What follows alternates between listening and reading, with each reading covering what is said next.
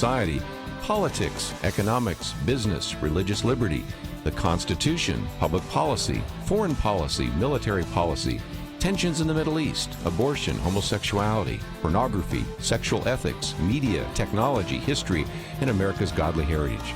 We talk about anything that affects your faith, your family, or your freedom. So don't go anywhere, because Point of View starts right now.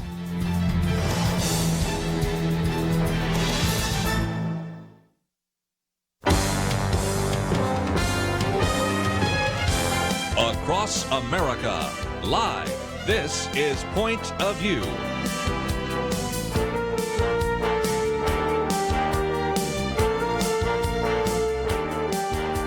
And now, your guest host for Point of View. Welcome to Point of View. This is Merrill Matthews with the Institute for Policy Innovation, sitting in today for Kirby Anderson.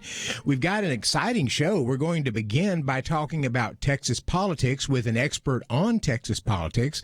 And later in the second hour, we're going to turn to the arguments for intelligent design with two scholars from the Discovery Institute who have been writing about this and discussing it for years. So let's start out turning to Texas politics. It's a big issue right now.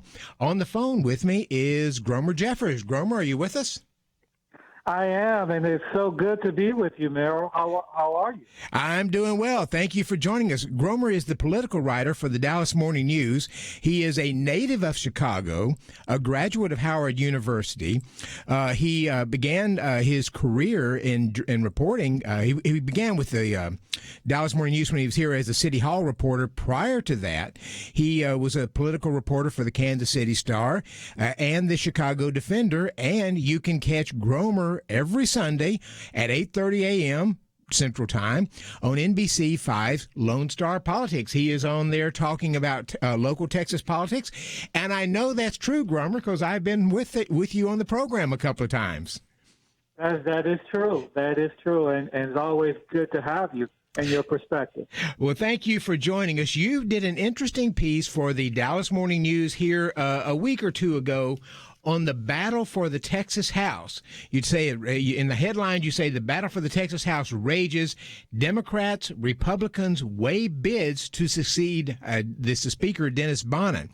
And it was an interesting story because what you do is you go through and you highlight what would it take to flip the House to the Texas House to Democrats, and who are they looking at both on the Democratic side and the Republican side as a potential speaker for the Texas House. So start out, tell us what's it going to take to flip the House. I'm skeptical. I doubt the House flips yet, but there have been efforts by Democrats for some time to do that, and they may be getting closer than some of us expect. What would it take to flip the House to Democratic? Well, right now, Merrill, the Democrats are 9 seats away. So Republicans have a 9-seat majority in the House. So in November, if the Democrats pick up 9 seats, they will be able to flip the House. Now, as you pointed out, it may be tougher than it sounds. In 2018, Democrats picked up 12 seats. Mm-hmm. Most of them, from your area in North Texas, they picked up 10 there. But it was really kind of the low-hanging fruit. These were seats that had been in jeopardy for Republicans for a few cycles, demographic changes, demographic shifts, especially in the Dallas area.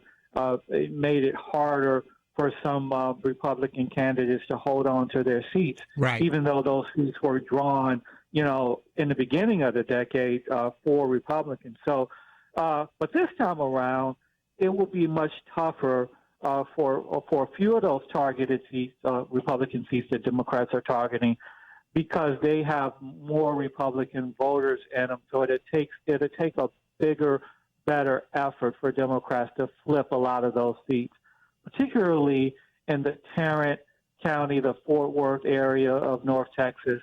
For the folks out there, there's some Republican seats being targeted there.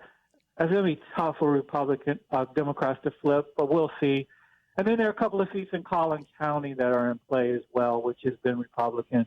historically for a long time. You know, the outgoing speaker, Dennis Bonnen, was not speaker for very long. Normally you stay as speaker for some time, but an issue came up with Michael Quinn Sullivan and a recording, and that ended up creating a huge problem for Dennis Bonnen, so he has decided to step down. Remind the listeners what happened there. Well, yeah, I will. It was really, really a bizarre situation. It was. After the legislative session, which was a successful session for Dennis Bonnen and the Republican leadership, Texas Governor Greg Abbott, they really were able to get some things done that the Texas voters and folks were wanting to get done, from education to other things, some taxing issues. Well, Bonnen met with a group called Empower Texans, which is led by Michael Quinn Sullivan, talking about the path forward, what would happen with the election, the next session coming up in 2021, all of that. And he was being recorded. And in that recording were really some awful things he said about other members. There was a discussion about targeting Republican members of his own party. There was a discussion about giving a credential to Empower Texan and taking a credential from another journalist. All of this stuff was made public in that recording. And, of course, it forced Bonnen to make a decision whether he would continue. And he announced that he would resign. Not only he would give up the speakership, but resign his seat after his term ends in December. So that set in motion, of course, a real conversations of Merrill about his successor.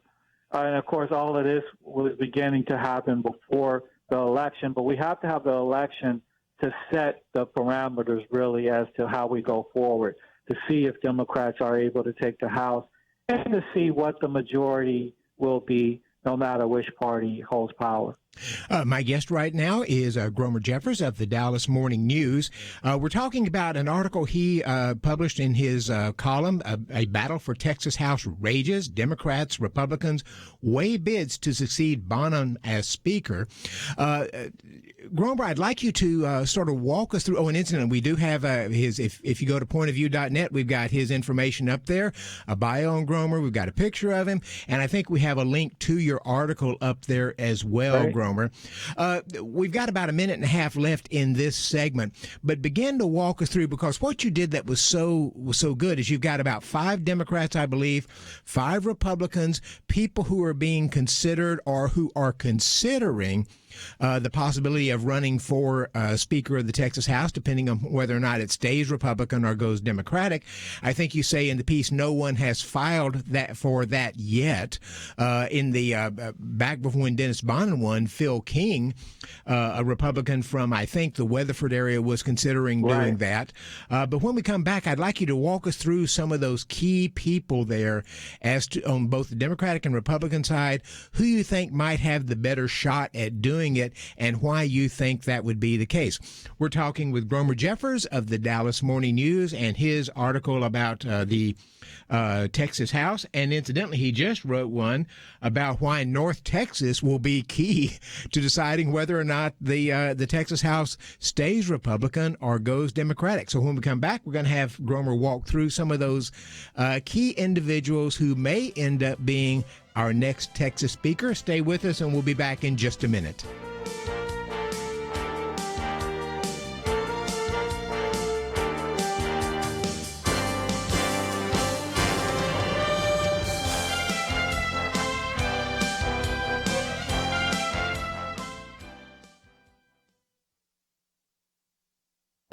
This is Viewpoints with Kirby Anderson. Yesterday, I talked about the Trump administration's decision to cancel federal training sessions on critical race theory. Heather McDonald argues that this first step should be followed by removing identity politics from federal operations in the sciences. The goal is to create a more diverse scientific workforce. Those of us who took undergraduate courses in math and science already felt the scientific landscape was fairly diverse because we were taking courses taught by TAs from other countries whose first language was not English. Often the challenge was not the scientific concepts, but merely trying to understand them. Unfortunately, the federal science bureaucracies are not talking about that kind of diversity. They actually want more diversity of minorities and women. But it doesn't stop there. The National Institute of Health, for example, would fund student researchers who were or had been homeless, who were or had been in foster care, who had been eligible for free school lunches, or even if they had received WIC payments as a child or mother. The first time I heard Heather McDonald talk about this on another radio program, the radio interviewer asked a very good question. What does being homeless have to do with scientific research? The National Science Foundation is now doling out millions of dollars for a program to combat bias in the STEM fields. Heather McDonald, though, argues that the problem is the academic skills gap. The average black math SAT score is more than a standard deviation below the average Asian math score and nearly a standard deviation below the average white score. The ultimate solution is to do better STEM teaching in the public schools and not trying to implement woke science. I'm Kirby Anderson, and that's my point of view. For a free copy of Kirby's booklet, A Biblical View on Anti-Semitism, go to viewpoints.info/antisemitism. Viewpoints.info/antisemitism.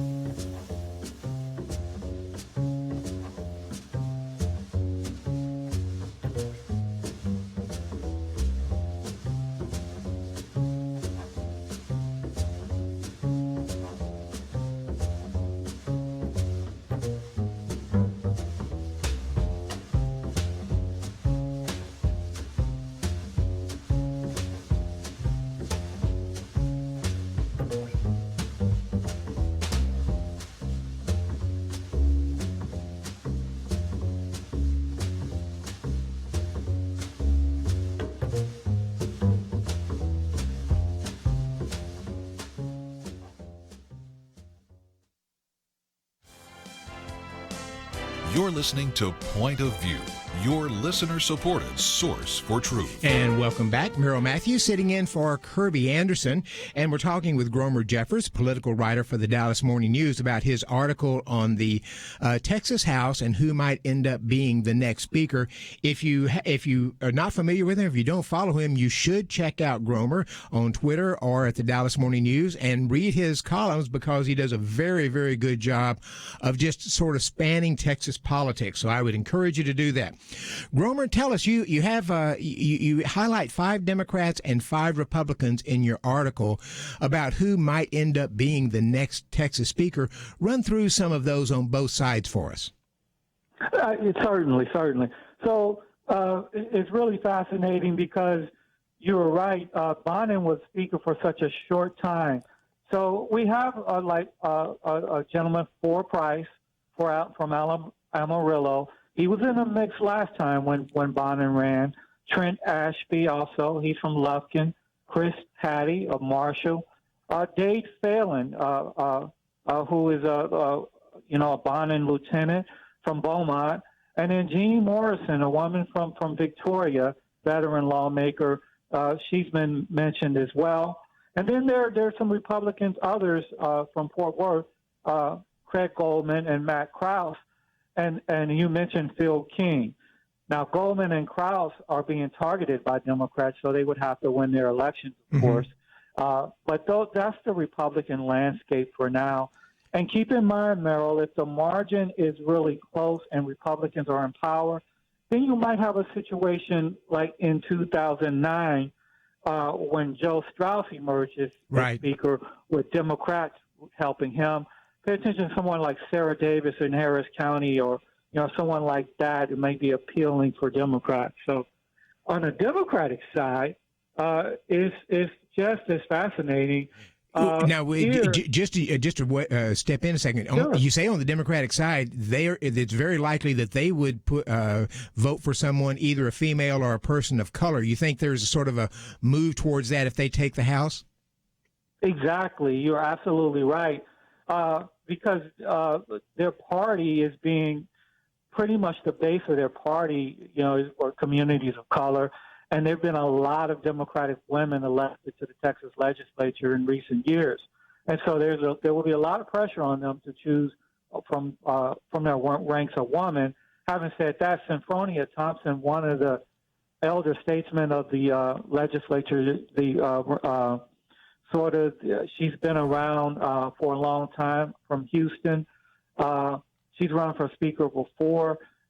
She would check boxes for being a woman. She's an African American. She nearly filed, but hasn't done it yet. Then you have Joe Moody from El Paso. He's the speaker pro tem right now. Mm-hmm. He'll be in the mix. Rafael Anchia from Dallas. Trey Martinez Fisher, San Antonio. Ina Menjarez from San Antonio. Oscar Longoria from Mission. And then Donna Howard, a woman, a veteran lawmaker from Austin. So you can see there the names emerging. And then, I mentioned Chris Turner. He's the House Democratic Caucus leader. He's a lawmaker from Grand Prairie, also a veteran. But with him being, a white Anglo lawmaker, white man, it might be tough for him to garner the votes necessary, even though he's the House Democratic Caucus leader right now. Now, even though nobody's filed, there's typically rumblings going on as various people who are interested in becoming speaker begin going around calling various other members to see if they can shore up enough support where they can say, "I've got it. The rest of you, stand down because I've got the votes I need for this." Have you heard any rumblings of various people doing that? Yeah, so you know how it goes, Dr. Matthews. They are doing it, and no one has got to the point now where they can say, "I have the votes." And they have to be careful because it is against policy, against rules to actually actively lobby someone before you file with the Texas Ethics Commission. So it's a filling out process. You make it a phone call, but you have to be careful not to say, "Hey, will you support me?" Or at least you have to trust that person won't tell anyone, because it is against regulations to lobby to be speaker right now before you file your candidacy with the Texas Ethics Commission. And if you were a betting person, pick a couple of names on both the Republican and Democratic side that you think probably have the better chance. I know you're not picking favorites, right, but you just who you sort of see as an odds-on favorite as it stands right now. Things can change, but who would you think has the better chances? Well, I would say Moody from El Paso on the Democratic side, maybe somebody like Oscar Longoria. There'll be really pressure for a woman, so Symphonia Thompson could be a leading candidate as well. And on the Republican side, Phelan it seems to be gaining steam, in my opinion, but never, For Price and Patty, they are also formidable as well. You just never know. Let me tell you, Merrill, the key is to be able to, and Trent Ashby too, but the key is to be able to be first win your votes inside your own caucus and have your caucus hold.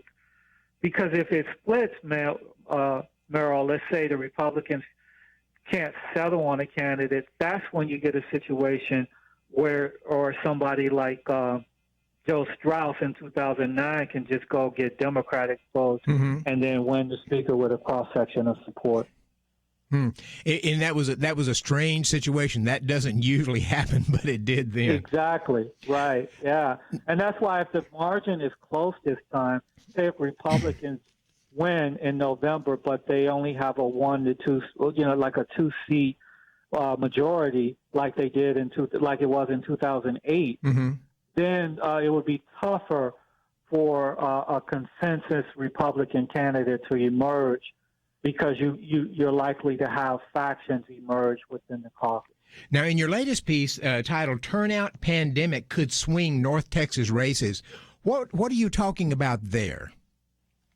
Well, here it is. Like, for instance, straight ticket voting is gone. Let's deal with that first. Straight ticket voting, which is party line voting, you can go into the polling place and check one box and either Republican or Democrat and vote the straight ticket, right? Mm-hmm. So you're going to have to go through the whole ballot. So the question is, with the pandemic raging, what will turnout look like, particularly with in-person voting? Will there be an appetite for voters to stay in the polling place and go through the whole ballot? If they don't, then down ballot races will be impacted. What will be the impact of mail-in voting? Will we see as higher numbers, high increases that we see in some other states and Texas? And if so, which candidates will that benefit? Because in Texas, if you're over 65, you can vote. You can request a mail-in ballot and vote. And so those are the factors that I think you should look at. Not only that, candidates are campaigning, Merrill, a whole lot during this pandemic. Mm-hmm. Some are getting out there, but most of them are doing it virtual or contacting people by phone or via mail. So the rallies, the in-person contact that we generally see, the door knocking, the canvassing, you're seeing some of that, but not a lot of it. So how will that impact the election? Because as you know, the best way to turn out voters is that in-person contact, that person-to-person contact. Yes. Yeah. And then finally, go ahead. Go ahead. Go ahead and finish. Finally, I would say poll greeters. Candidates invest money in having people stand at near polling places to put push cards in voters' hands. Mm-hmm. Will that happen in this era of COVID? Will they have people standing and approaching people at polling places? All these things could impact the election. Okay, give me your 30-second take on Ken Paxton and his problems. Well, it's like when he was first running, right? He was having problems with allegations of security fraud. Mm-hmm. This is not going to go away. We'll see how it plays out in court. Paxton has been surviving for a long time, but this looks like it could, have some legs. But we'll just have to see the evidence. This looks big. I don't know enough about it, but it looks big right now. It does. It really does, especially the internal folks inside the office. Oh, yeah. This isn't external. This is internal people. Well, right. Gromer, thank you so much for joining us. If you want to know more about Gromer Jeffers, you can go to pointofview.net. We have a link to his bio up there and information about him and a link to the Dallas Morning News article. Stay with us. We're going to be back in just a minute.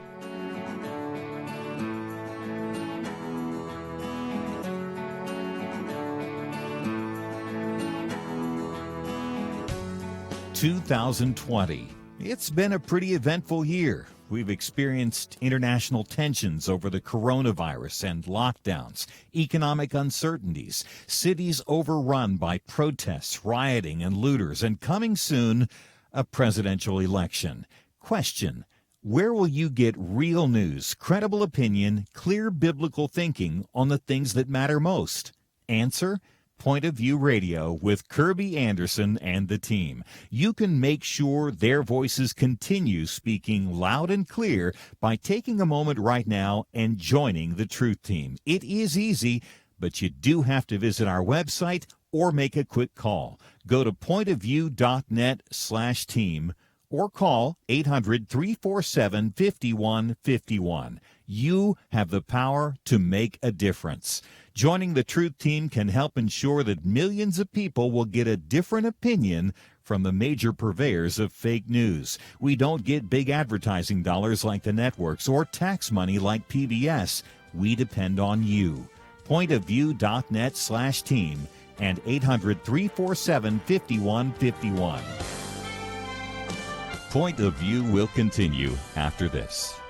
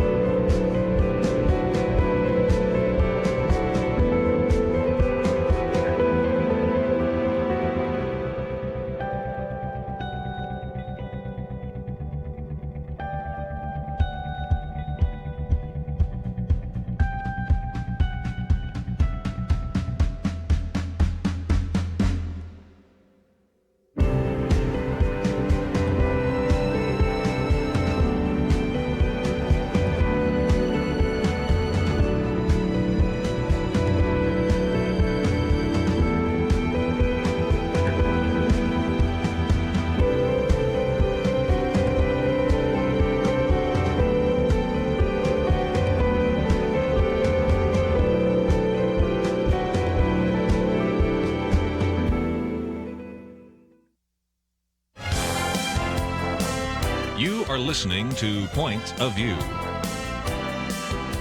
The opinions expressed on Point of View do not necessarily reflect the views of the management or staff of this station. And now, here again, your guest host for Point of View. And welcome back. Merrill Matthews with the Institute for Policy Innovation, sitting in for Kirby Anderson today. And we just spent the first half hour talking about Texas politics, especially the race for the House. And at the end, I asked Gromer Jeffers, a political writer for the Dallas Morning News, his quick take on Attorney General Ken Paxton. We both sort of agree this looks like a big issue, and part of it has to do with the inside people who are making some allegations. And I pulled up the letter that they sent. It's a short letter, but this is to Dear Mr. Simpson. This is from the 7 people, deputy and assistant attorneys general, who sent the letter. The letter says, this letter is intended to serve as notice to the Office of the Attorney General that on September 30th, 2020, we, the undersigned individuals, reported to an appropriate law enforcement authority a potential violation of law committed by Warren K. Paxton, Jr. in his official capacity as the current Attorney General of Texas. We have a good faith belief that the Attorney General is violating federal and or state law, including prohibitions relating to improper influence, abuse of office, bribery, and other potential criminal offenses. Each signatory below has knowledge of facts relevant to these potential offenses and has provided statements concerning those facts to the appropriate law enforcement authority. Additionally, today, October 1st, 2020, the undersigned notified the Attorney General via text message that they have reported the violations to the appropriate law enforcement authority. A copy of the text message is attached below. So then you've got the 7 people who were working for the Attorney General who made the accusations. It's a very big deal. And normally, if you have outside people making these statements and say, well, these are outside, this is politically motivated or something, that doesn't appear to be the case here. When you have inside people making these statements, the Attorney General has responded that these are, I believe the term rogue elements within that are trying to hinder an ongoing investigation into things that they were doing. We'll have to see how this plays out, but this looks like a big deal. Second thing I want to mention is President Trump is thankfully out of Walter Reed Military Hospital and has gone back to the White House. That's good news. It raises again the issue of COVID-19 and the vaccine out there. And one of the things that has been occurring recently is the notion of when a vaccine will be ready, when Americans will be able to start getting vaccinated. The head of the Centers for Disease Control and Prevention testified a week or two ago that he thought it would be March or April before you had as many as 700 million vaccine doses available. 700 million is a lot. That's because most of the vaccines we're looking at would take 2 doses. So you'd take one and then maybe a month to 2 months later you would take a second dose. And that means that 700 million would cover roughly all of the, we've got roughly 330 million people living in the country right now. What I find unusual about that is you're probably not going to need 700 million doses for Americans. Right now, about 45% of the adult population gets a flu vaccine every year. That's sort of the easiest to get and the least expensive vaccine we have out there. The administration, the government's apparently going to cover the cost of the vaccine for most people, as we understand it right now. We'll see how that plays out. So, but it will be widely available. But if you have 45% of the adults taking the flu vaccine, it's a higher percentage for children, and that's because in most cases the children have to have a flu vaccine in order to be able, and other vaccines in order, not flu vaccine, but they have to have other vaccines to be able to go to to go to school. So it tends to be higher among children than it is among adults, and it tends to be higher among older Americans than it is among people in the 20s and 30s. Roughly, I think, 50 to 65% of older Americans, 65 and older, will get the flu vaccine. But the point being is that we don't take the flu vaccine. Many of us don't don't get the vaccine for various reasons. Some have objections to it. Some are concerned about the safety of it. The Pew Research Center went and looked and said, did a survey recently and found that only about half the public said that they would consider taking the vaccine when it becomes available, roughly 51%. So that's a fairly small number. However, if you have 51%, roughly half of the country taking the vaccine, you have a number of people who have already had the disease and may have immunity from that already. So you may be able to get to that herd immunity if you just have that number. But the number has declined significantly. Back in May, the Pew Research Center took the same poll, and roughly 71% of adults said they would be willing to take it. So it's dropped roughly 20 percentage points in 4 months. And my guess is if we continue to see a slow decline in the cases and in the deaths, we've had some spikes here and there, but we peaked on the death rate per week back in mid-April. So there's been a steady decline of both the cases and the death rate. They have occasional little spikes here, but it's been a steady decline, which is, I think, why President Trump is somewhat optimistic when he talks about. I think he's right when we're trying to say we're getting on top of this, we're getting past it. There's still deaths out there. There's still people catching COVID-19. So it's still an issue, but we are doing better than we were. And we're certainly doing better than some people predicted we would be. So I don't know that we're going to actually need 700 million doses. There are estimates that some of those will become available early. The World Health Organization said that some doses may be coming available by the end of the year. President Trump has been suggesting that. I think that's probably going to be the case.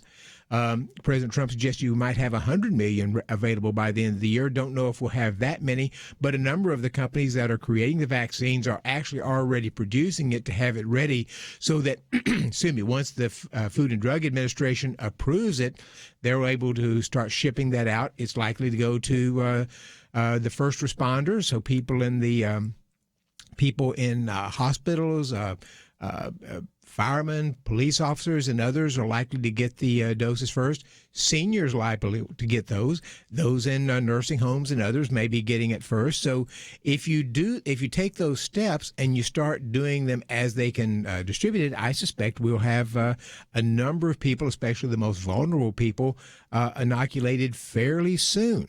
So we may not be that far off. I hear in the media frequently talking about how the president is way too optimistic about this, that it's going to take months and maybe years. But the general expectation right now from the Centers for Disease Control is that by March or April, we'll have roughly 700 million doses, and that we'll have most of those done by sometime in mid to late summer. But as I said, if you don't need 700 million doses, if you have a number of people who simply don't want to get, who either just choose not to or don't want to for various reasons to get vaccinated, you don't need that many doses. So we may actually, if all we need is 350 million doses, you may be there by February or March. And if that's the case, we may be able to get the people who want to have vaccinations done, get it done quickly, and get the country back rolling again. And that's the key thing we need to be doing. We need to get, if we're going to make sure that we don't have the lockdowns, New York is talking about a lockdown again because they're having some spikes in various communities, especially in the Orthodox Jewish community right now. You have some other spikes popping up here and there. I don't think we'll see really any spikes from the election, even though people are concerned about that. But if you have that vaccine out there, and then you have some treatments that are coming available fairly soon as well. So those two things added together, I think, means we're looking at we're seeing the final stages of this, we hope, and maybe rounding third base so we can get into the home plate. All right, coming up in our next segment and for the next 2 hours, we're going to be talking about intelligent design. I've got Charles Stolfus, one of the executive pastors at Denton Bible Church here, coming in for this next segment. And we're going to lay out some of the issues that you need to be considering about intelligent design. And then we come to the top of the hour, we'll be going to some major experts on this, and we'll throw it open for questions for you and comments. But intelligent design is on the agenda next. Stay with us.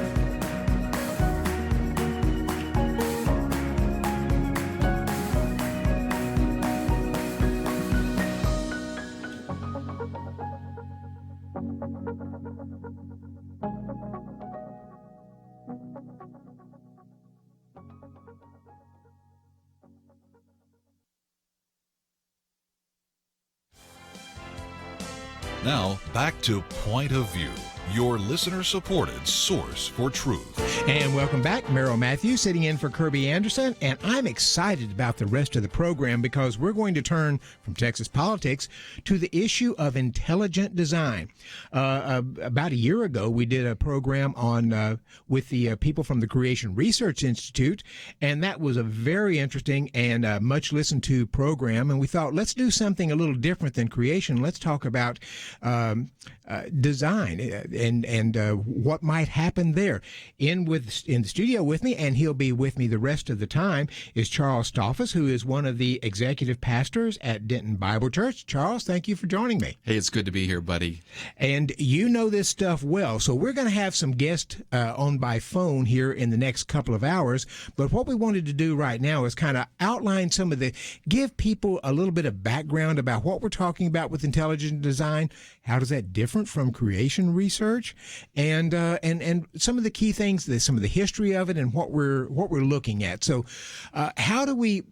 Let's start out with say people are familiar with creation, argument, but an intelligent design person doesn't necessarily have to be a creationist in the sense that we think about it from the Bible standpoint. Exactly. They're clearly distinguishable. I mean, there's an overlap there that both of them are addressing the evidence for design. And if there's actual design, there must of necessity logically be a designing intelligence. That's just simply a logical deduction.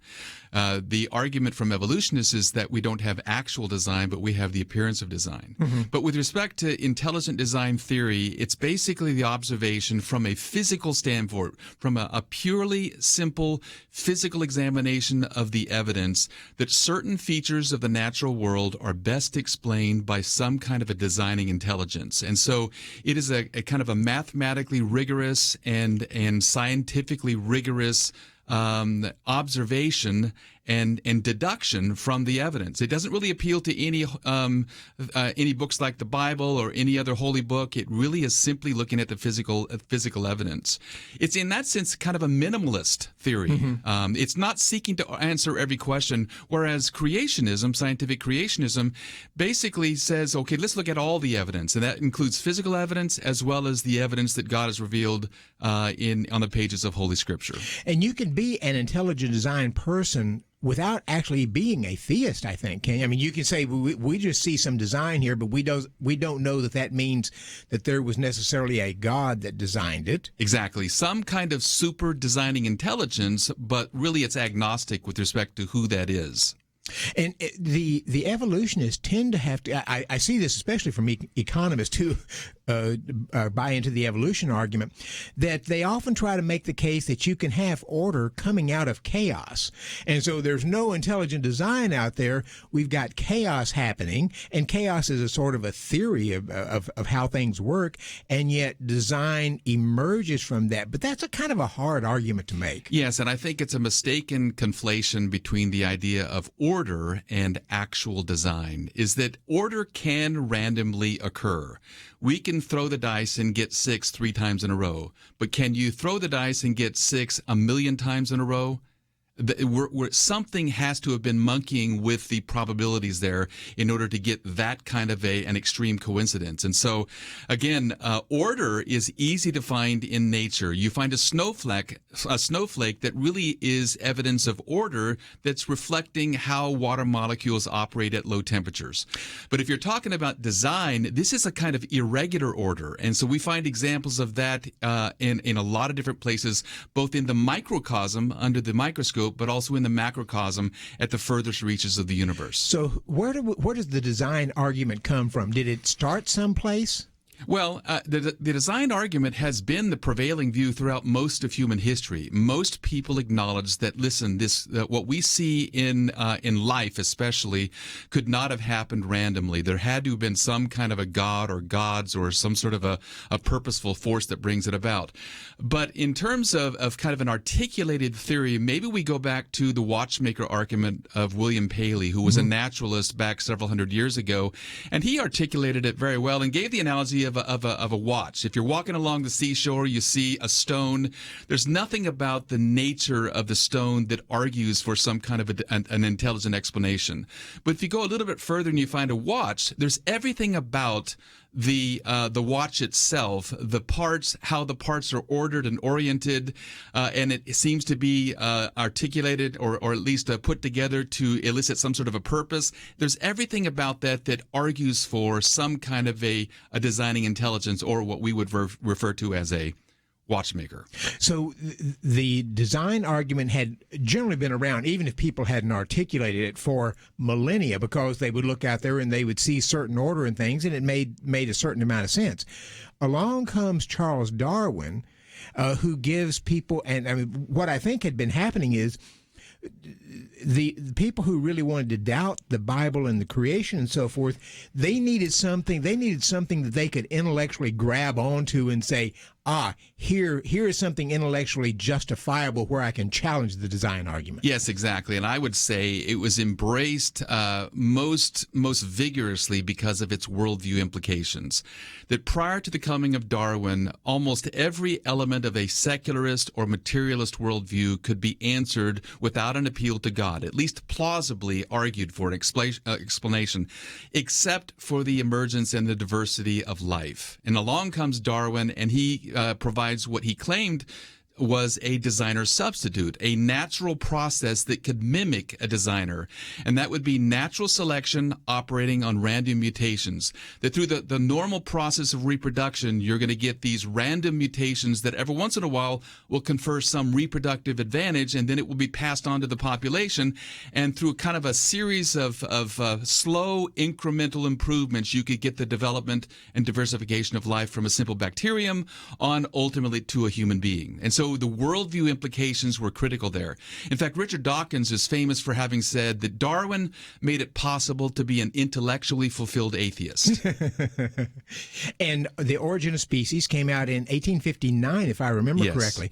And it's interesting, there's a movie out there, came out 30 years ago, I think, The French Lieutenant's Woman.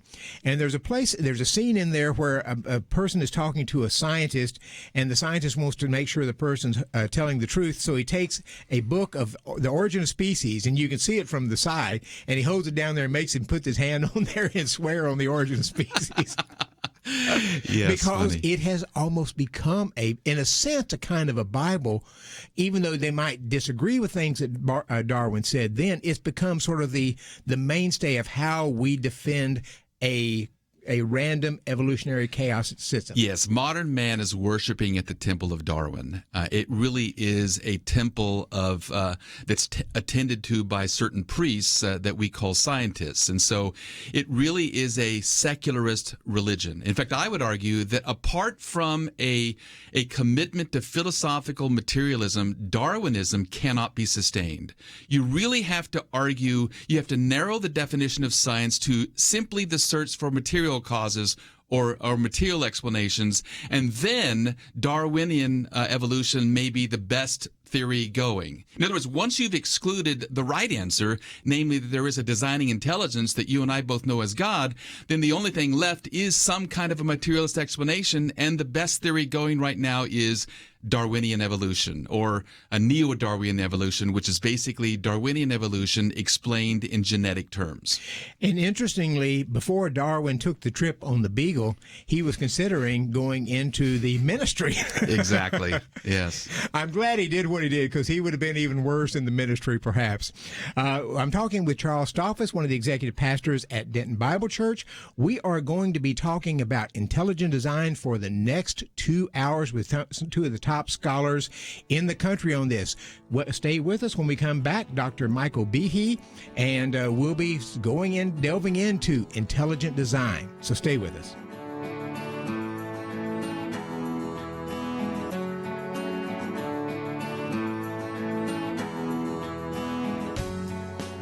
Having civil conversations about important issues seems to be harder and harder.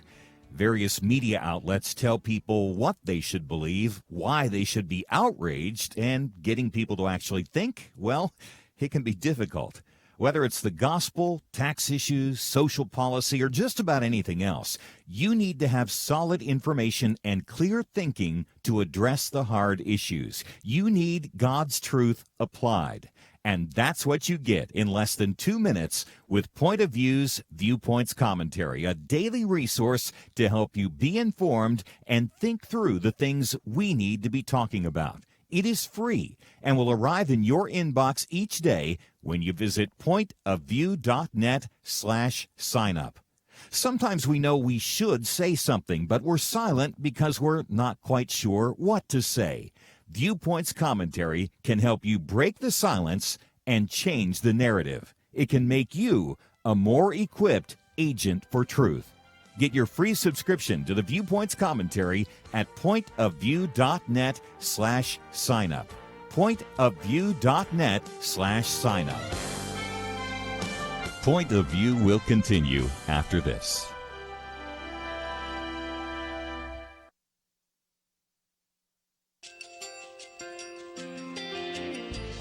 I just want to thank you so much for all the wonderful programming you have.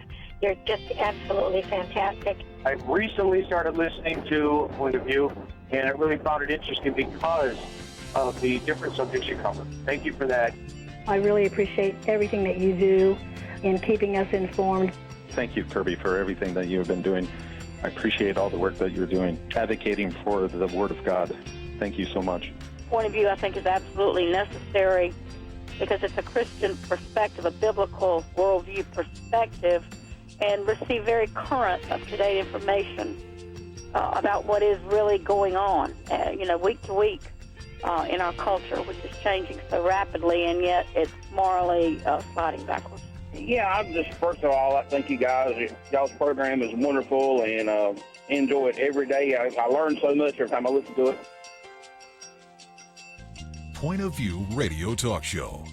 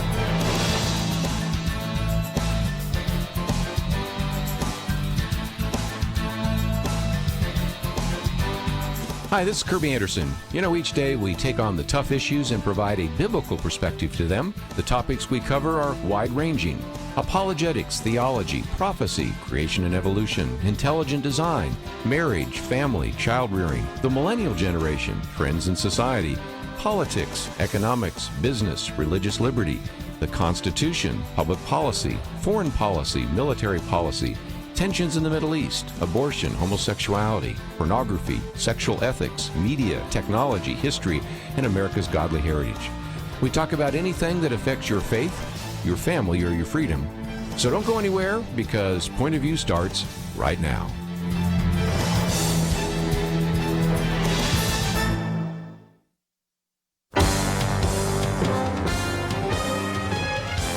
Across America, live.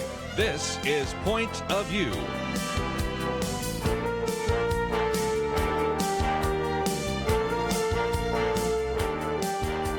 And now, your guest host for Point of View. Welcome to Point of View. This is Merrill Matthews with the Institute for Policy Innovation, sitting in for Kirby Anderson today, and you are going to be excited about the program.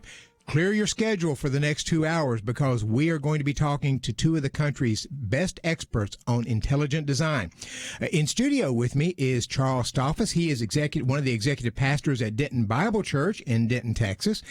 He also is he serves as director of their Theological Institute, and he is coordinating and teaching the Denton Bible Church Young Guns program. That is a great program for young men working to know more about the Bible and perhaps go in the ministry. So Charles is with us, and I'm going to turn it over to Charles to introduce our first guest, Dr. Michael Behe. Buddy, this is a really exciting privilege for me to spend some time with Dr. Behe. Dr. Michael Behe has actually been at Denton Bible a couple of times, and so just the kindest man that you will ever meet, and yet a brilliant scientist also. He was educated at Drexel University in Philadelphia with his Bachelor of Science degree in chemistry, and then he went on to get his PhD at the University of Pennsylvania, and his focus there was on sickle cell disease. He then did some postdoctoral work at the National Institute of Health and Queens College. He did some work there.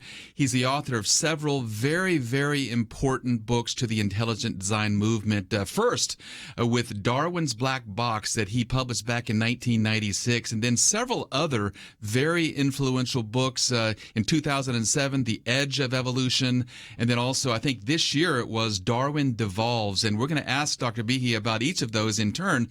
But boy, it's really a privilege to have him here with us today. Dr. Behe, it sounds like you're a serious scientist. Well, opinions differ on that, but I'd like to think so. Well, Dr. Behe, it's such a great privilege to be with you again. I know we met each other just several years ago briefly, and just got to spend a little bit of time there at Denton Bible Church. I know that me personally, that I've greatly benefited from your works. I know that I'd love to hear your brief overview of how you got introduced into intelligent design. I remember hearing you from many years ago talk about three very influential books, at least two of them. One was The Mystery of Life's Origin by Charles Thaxton and Walter Bradley and Roger Olson, that really addressed the issue of chemical evolution. But maybe more significantly, it was a book by Michael Denton entitled Evolution, A Theory in Crisis. And I know you had mentioned, if I remember correctly, you had mentioned that that was a pretty significant book in your kind of travels into this area of intelligent design. Could you share with our audience a little bit about your path to intelligent design theory? Sure, yeah. I'm a Roman Catholic. I was born and raised in a Catholic family. I went to parochial schools, but evolution was never a concern in our church. And I was taught in parochial school, in grade school, high school, that if God wanted to make life through natural laws, who were we to tell him what to do? And it seemed that the best explanation so far was Darwin's theory that life could arise through random changes and selection. And, hey, that was okay with me. I didn't have any particular argument against it. And my teachers continued to tell me that through college and graduate school and so on. But in the middle 1980s, when I was an associate professor at Lehigh University, I read a book by Michael Denton called Evolution, a Theory in Crisis.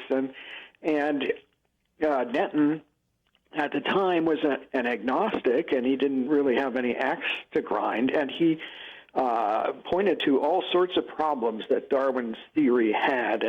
And it really shocked me because I had never thought much about Darwin's theory or evolution. My research was on other stuff. And frankly, it made me mad because I had been led to believe that this was overwhelmingly supported. And so I went to the science library, and in biochemistry, you study systems that are, phenomenally complex and really elegant. And I remember before reading Denton's book, I would kind of ask myself, gee, I wonder how such a thing as this could evolve, and then shrug my shoulders and say, well, I guess somebody knows, and then go on to other things. But after reading his book, I wanted to know who had explained many of the complex systems I had learned about. And it turns out nobody had. When you look for the scientific papers in the science journals where real science would be published, there was a complete silence on it. And again, I was very upset because I thought I was being led to believe something that was not true. And from then on, I had not been concerned with evolution, but then on I became very interested in it. And pretty soon, if you have any reason to doubt Darwin's theory, intelligent design pretty quickly suggests itself, because the way that the foundation of life is just so elegant that we recognize that as the work of a mind. And I didn't do anything for a while, but then I met a man named Philip Johnson, who was a professor of law at UC Berkeley, and he had written a book called Darwin on Trial, which was another great book that I read. And he kind of plugged me into his growing network of folks who were questioning Darwin's theory and supporting design. And from that, I got the idea that I could write my own book. Hey, if these folks could do it, maybe I could too. Scientists don't usually write books. But I did, and that became Darwin's Black Box. And I was hoping that, maybe a few people in the field would read it so that see what the arguments are, and maybe some of my relatives too. But it turns out that it caught the attention of the press and got a lot of publicity. So it kind of moved the argument into the public sphere too. And so since then, the past 20 years or so, I've been devoting my major efforts to questions about evolution and design. Our guest for this hour is Dr. Michael Behe. He is a professor at Lehigh University, and he is also with the Discovery Institute, a prolific author who's written a number of books, and is one of the country's leading experts on the issue of intelligent design. We're going to open up the phones a little later to take your calls. When we come back, we'll talk more with Dr. Michael Behe, and if you want to know more about him, go to pointofview.net. We have information up there with his bio and picture, and I believe we have an article up there by him. So if you want to find out more about him, just go to pointofview.net, and that'll take you to the Discovery Institute and provide you with some information about that. So stay with us. We're going to come back in a minute, and we want to find out what Dr. Behe thinks are some of those problems with Darwin's design that he mentioned. Stay with us. We'll be back in just a minute.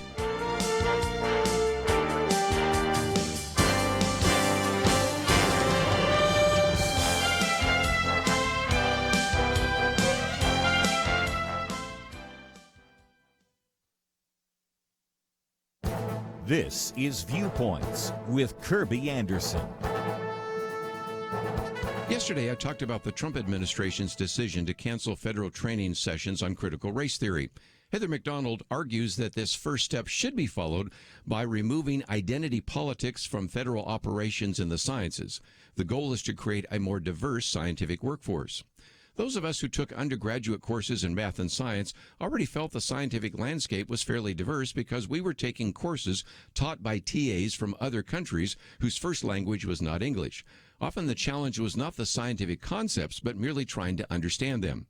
Unfortunately, the federal science bureaucracies are not talking about that kind of diversity. They actually want more diversity of minorities and women. But it doesn't stop there. The National Institute of Health, for example, would fund student researchers who were or had been homeless, who were or had been in foster care, who had been eligible for free school lunches, or even if they had received WIC payments as a child or mother. The first time I heard Heather Mac Donald talk about this on another radio program, the radio interviewer asked a very good question. What does being homeless have to do with scientific research? The National Science Foundation is now doling out millions of dollars for a program to combat bias in the STEM fields. Heather Mac Donald, though, argues that the problem is the academic skills gap. The average black math SAT score is more than a standard deviation below the average Asian math score and nearly a standard deviation below the average white score. The ultimate solution is to do better STEM teaching in the public schools and not trying to implement woke science. I'm Kirby Anderson, and that's my point of view. For a free copy of Kirby's booklet, A Biblical View on Anti-Semitism, go to viewpoints.info/antisemitism. Viewpoints.info/antisemitism.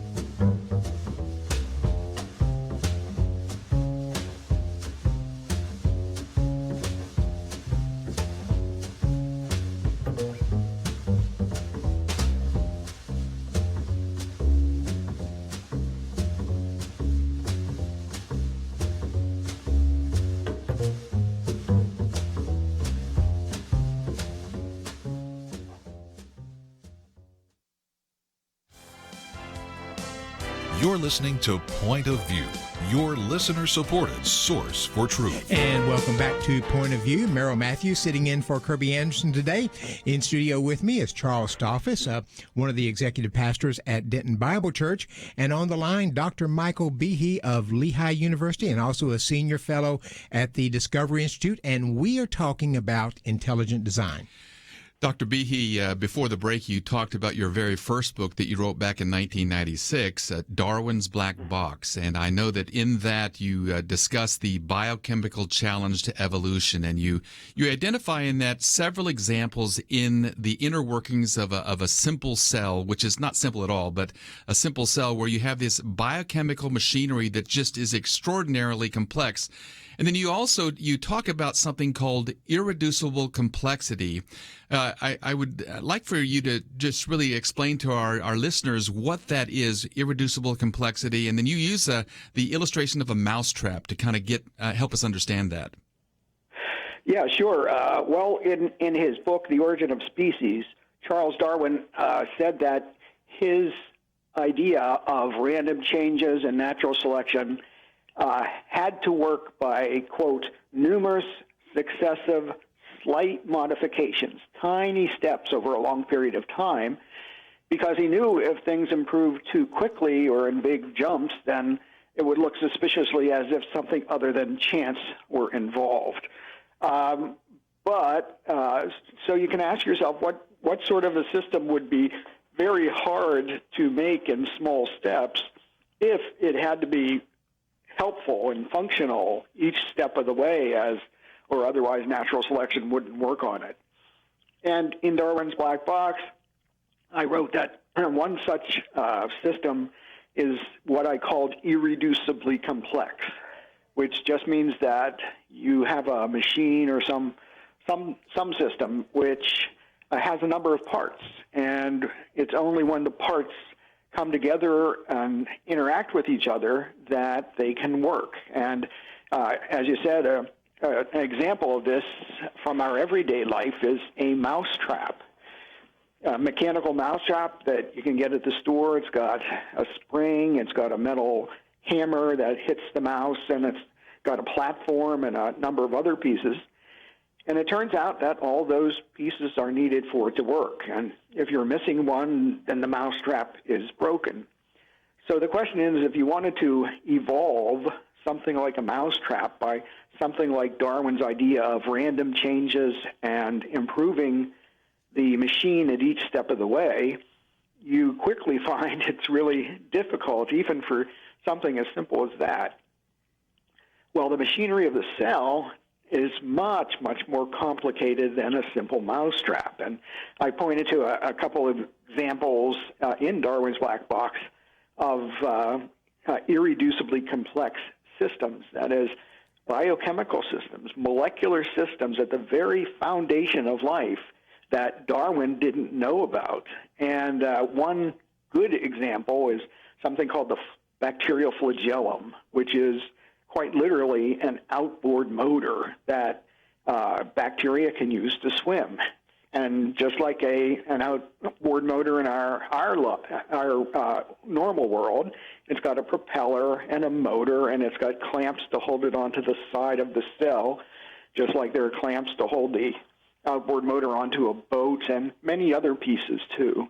And again, if you're missing one of these, it's broken. So the question is, how could you make something like that step by tiny step?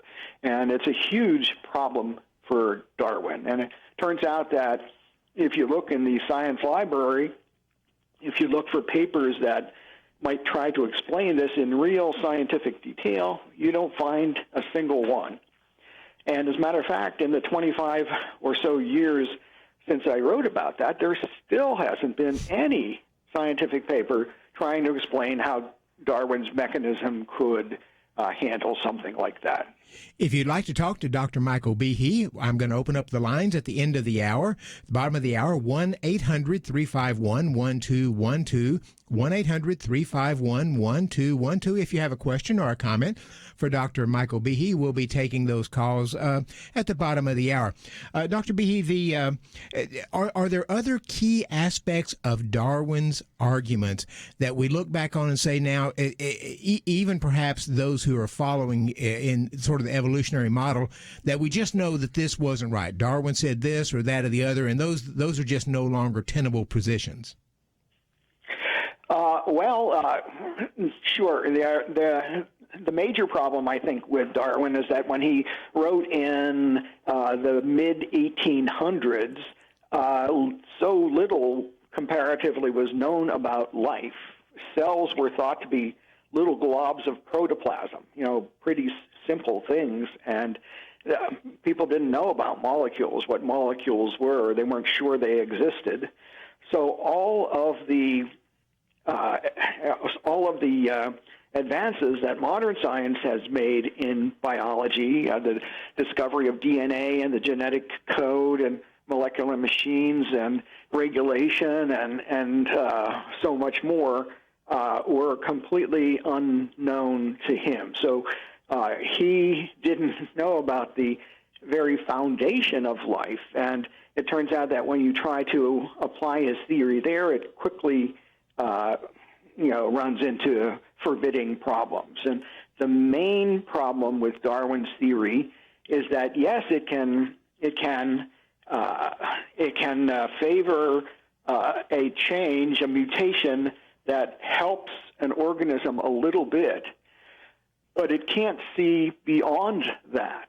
And so if one change would help a little bit, but it precludes further changes, or it blocks a route to something better, natural selection doesn't know anything about that. It doesn't care. And so it will go into blind alleys, way more often than otherwise. And even worse is that sometimes it's helpful for a cell to lose information, to lose a gene or a feature. And if it's helpful to lose that, then natural selection will actually favor devolution, the simplification and degradation of an organism. So some of those things Darwin didn't know about, and they're really big problems for his theory. And but the scientific community as a whole generally doesn't pay attention to that because they don't have an acceptable answer to take its place. 1-800-351-1212 if you'd like to talk to Dr. Michael Behe or have a question for him. Charles?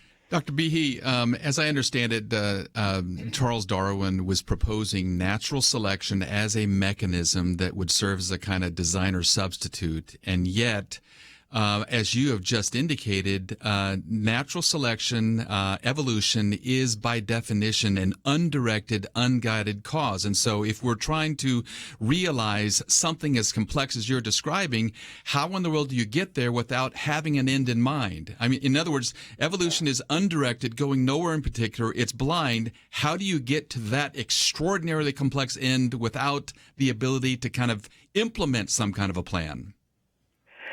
Yeah, that's a great question, and in short, you can't. But it's not polite to say so in scientific company these days. Yeah, if you have a mousetrap, just think of a mousetrap, and if mousetrap can't be explained, what else could? Well, suppose that there was a hole in the ground, and maybe that could trap a mouse if it was deep enough, and the mouse couldn't scramble out, and if it ran over the hole, it would fall in. Well, okay, great. Yeah, so that's a mousetrap. Okay, how are you going to get? What's the next step? Well, make it bigger so that in case the mouse runs across a wider area, it might be able to fall in. And how about after that? Well, I don't know. Maybe you could put some brambles at the bottom so it might injure the mouse when it fell. But there's no way that it's going to get to a complex system like a mechanical mousetrap. And this plagues all of life. Darwin's theory is great for one tiny change, but it's terrible at explaining cooperative features. If you have some system that, again, needs a couple of things in order to work or to do some function in particular, then Darwin's theory rapidly breaks down. It's great for one step, but not for multiple steps. Dr. Behe, hold that thought for a second. We'll come back in just a minute on Point of View.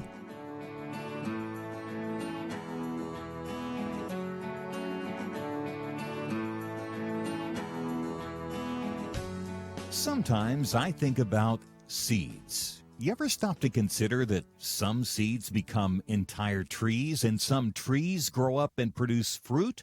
Other seeds become flowers or vines that bring us vegetables or berries. And some trees don't have fruit, but they're just pretty, especially in some parts of the country when it comes to the fall colors. Yes, sometimes my mind goes off like that. And I also think about such things when it comes to the seeds that so many have planted in the quest to impact our nation through Point of View Radio. You may think that your gift is a small thing, but like a seed, it can grow to have an impact beyond your imagination. If you want to see beauty again in America, consider planting a seed today and making a difference by joining the Point of View Truth Team. Get the details today, right now, by visiting pointofview.net/team or call us at 1-800-347-5151. Plant a seed for a great future. Cultivate truth. Pointofview.net/team and 800-347-5151.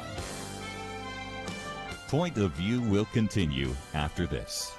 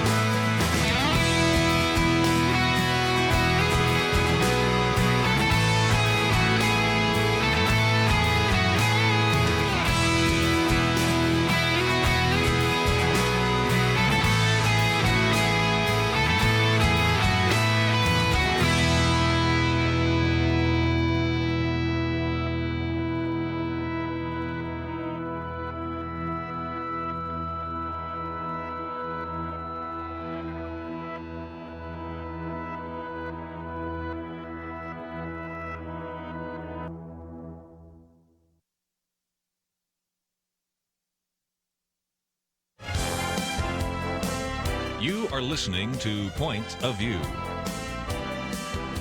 The opinions expressed on Point of View do not necessarily reflect the views of the management or staff of this station. And now, here again, your guest host for Point of View. And welcome back. Merrill Matthews sitting in for Kirby Anderson today, and we are talking about intelligent design with Dr. Michael Behe of Lehigh University. He's also a senior fellow with the Discovery Institute. And it is, Dr. Behe, do you see intelligent design being more widely embraced? Is it something that's gaining some steam out there? Well, I think it is in kind of a little bit changes in attitude, some in the scientific community and some in the popular culture. It's just thought about more and seems to be referred to more. And even if one kind of is defending Darwin's theory or something else, then nonetheless it's more often a topic of conversation, even though official science bodies and a lot of people, really dislike it, to be mild about it. Nonetheless, it's there, and it's gaining momentum simply because of the progress of science. The more and more we know about science, the more and more elegant and complex and sophisticated we find that life is. 1-800-351-1212 if you'd like to talk to Dr. Michael Behe or you have a question for him. And in studio with me is Charles Stolfus, one of the executive pastors at Denton Bible Church. Dr. Behe, we speak of design, and what in my reading on this subject, it seems uncontroversial that there is, in fact, the appearance of design at the very least. In fact, it was Richard Dawkins in The Blind Watchmaker who said that biology is the study of complicated things that have the appearance of having been designed for a purpose. I mean, can you comment a little bit more about this on the issue of the appearance of design versus actual design? And in fact, how long do we have to wait for some kind of an example of where actual design can be explained apart from an appeal to intelligence? Well, yeah, okay, that's true.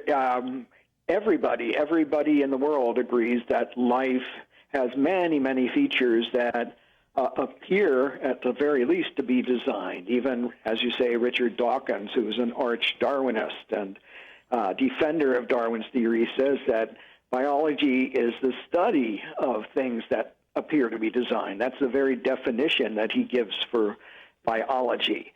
What they mean, though, is that that since Darwin and since Darwin's idea about selection and stuff, they ascribe all sorts of phenomenal things to Darwin's theory, and yet nobody has ever been able to show that, in fact, it works as advertised. But now that science has progressed to the molecular level and able to look at mutations as they occur, we see that, in fact, Darwin's mechanism can do very little. I don't have time to go into it in any detail, but the short answer is that we think that things are designed, we suspect design, or we conclude design when we see different parts arranged in a relationship so that they can do something, they have some purpose or some function. Just think of the mousetrap. If you saw those parts, you immediately recognize that they were matched to each other so that they can do this particular functioning. Well, life is just, swimming in such arrangements. And despite Darwinian claims, it's the things that random changes, even with selection, can really account for, or have been actually shown to be accounted for by natural selection, are very few and very small. It's only imagination that attributes something other than real design to the complex functional systems of life.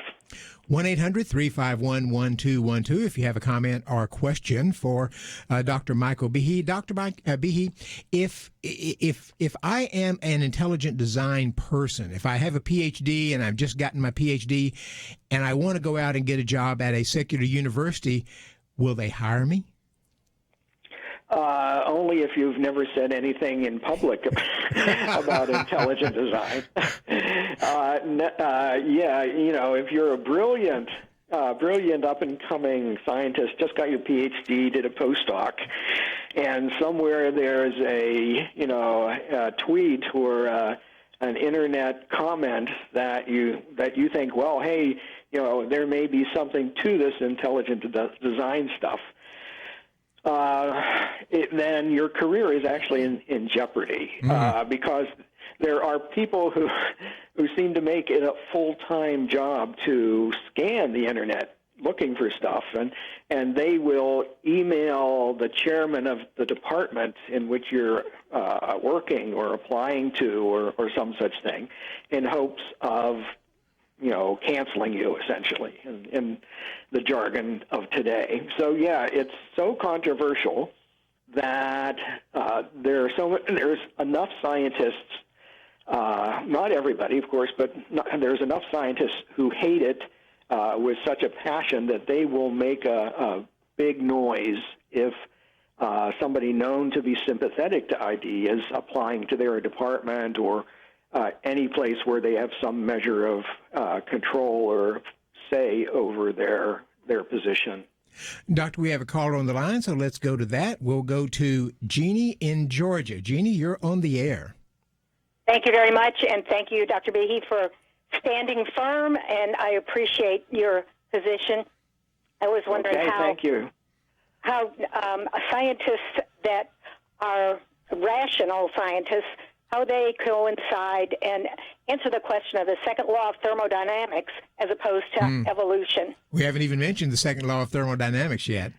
Yeah, well, people wave their hands, and even really smart scientists believe what they want to believe, and they convince themselves that they're being rational simply by saying these are the basic assumptions of rationality. We have to assume, they say to themselves, that there is no intelligence that can account for the universe or life or something.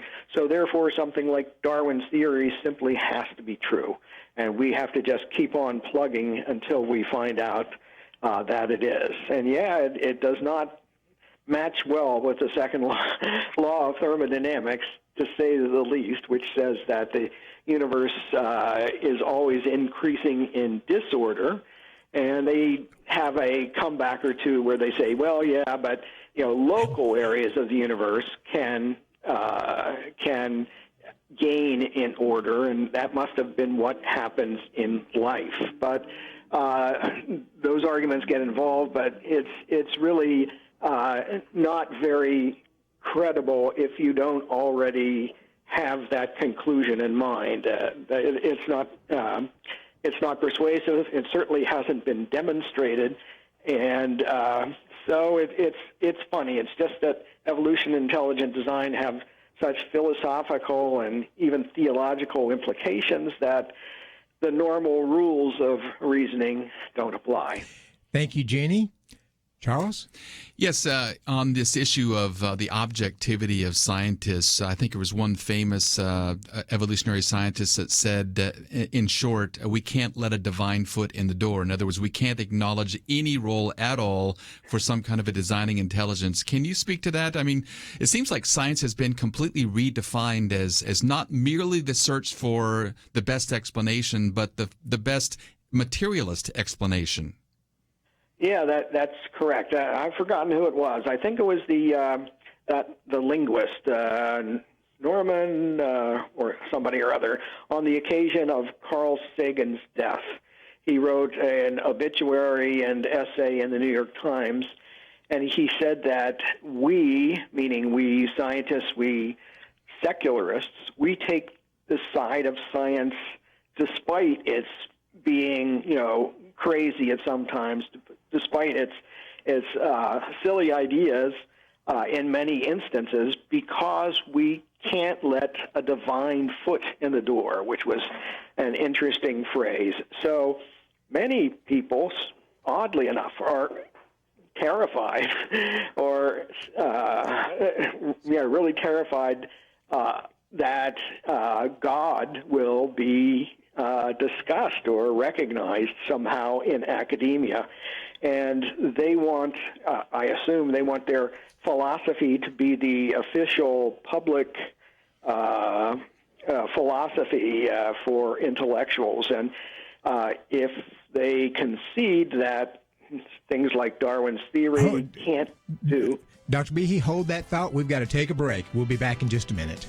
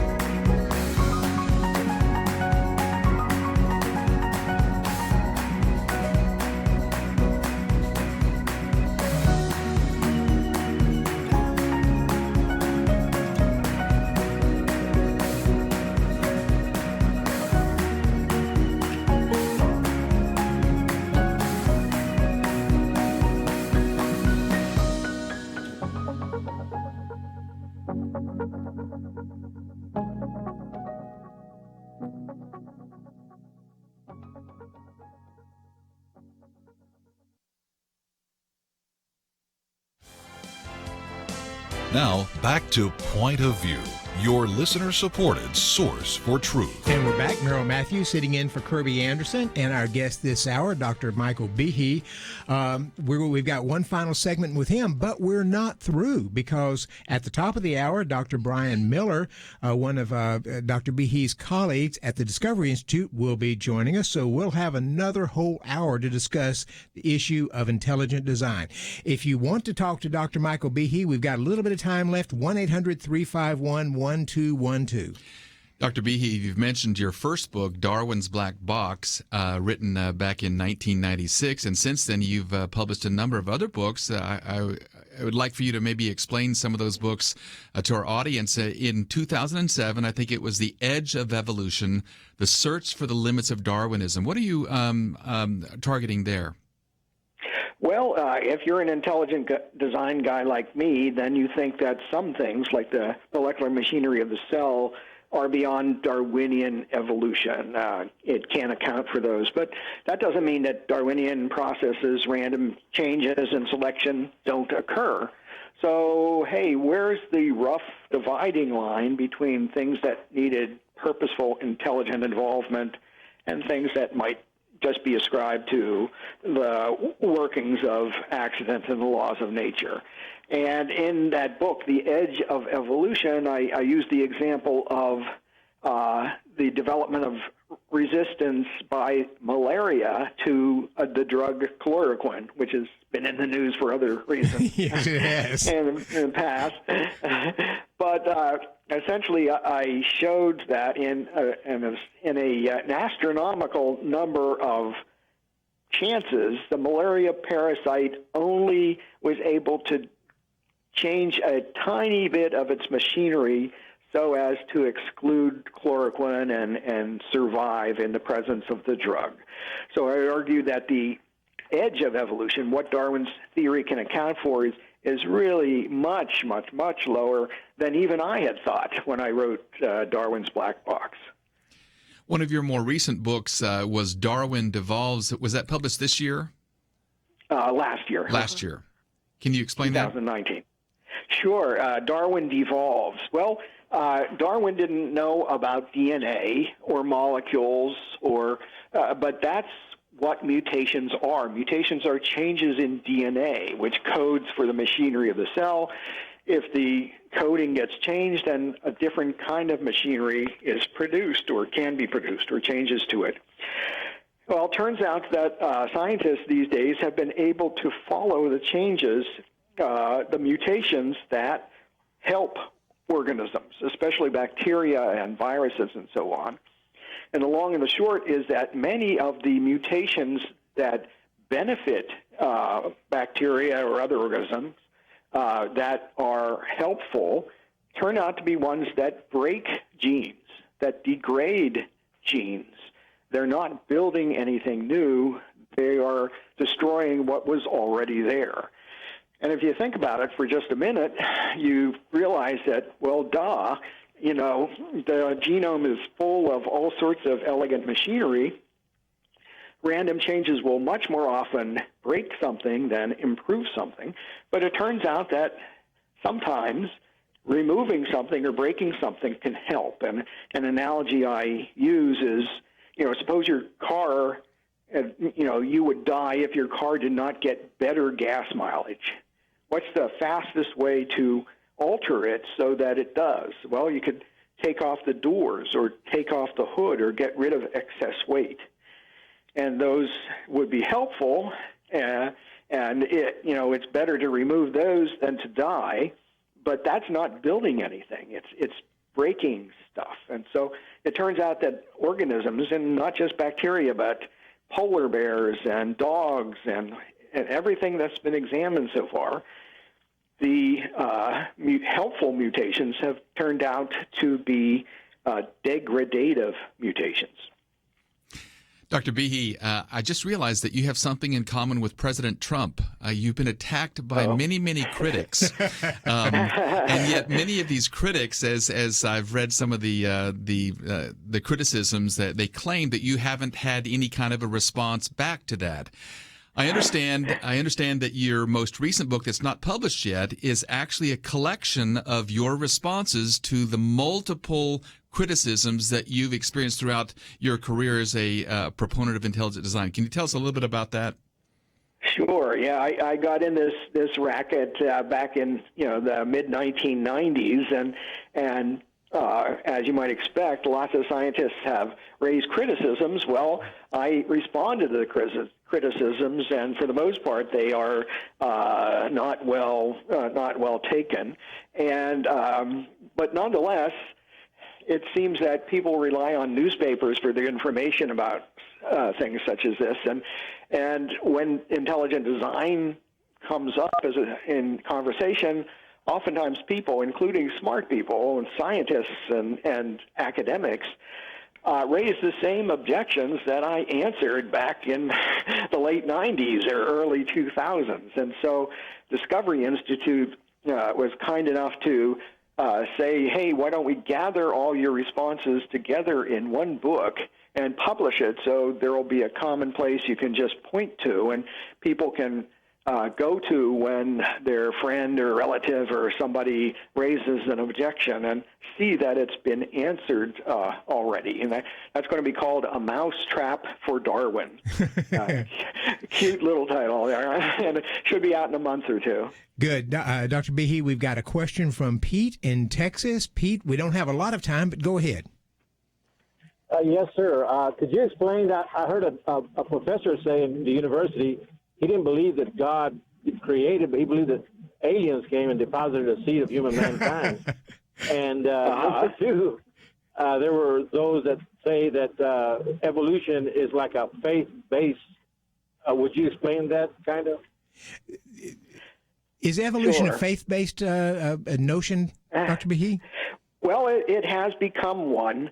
In Darwin's day, you could say, well, it wasn't then. It was a new theory, and it was interesting, and, it should be investigated. But these days, people hold to it, even with the most elegant machinery that has been discovered in the cell, even when it's been shown mostly to break things and degrade things. In spite of, they hold to these things in spite of the evidence, because they won't accept what the evidence is pointing to. So, yeah, I'm afraid I do think that evolution is a faith-based theory. So they're people of faith. Yeah, impressive faith, too, in view of what we have discovered. Well, our guest this hour has been Dr. Michael Behe. He is with a professor at Lehigh University and a senior fellow with the Discovery Institute. And we have more information about him at our website at pointofview.net, so you can go there to find out more about him. And Dr. Behe, you've got this new book that Charles mentioned coming out? Yeah, A Mousetrap for Darwin, it's called, and it's a collection of the responses and essays I've written over the past couple decades to objections to intelligent design. And when can we expect that out? That should be out sometime in November, so it'll make a great Christmas gift. It sounds like a good Christmas gift. That was a plug. Absolutely. Thank you so much for joining us. Okay, it was my pleasure. Thanks for having me. And when we come back, Dr. Brian Miller, who is also with the Discovery Institute, a colleague of Dr. Behe's, will be joining us, and we'll continue our discussion. Charles Stolfus of Denton Bible Church here in studio, and this is Merrill Matthews sitting in for Kirby Anderson. Stay with us on Point of View. We'll be back.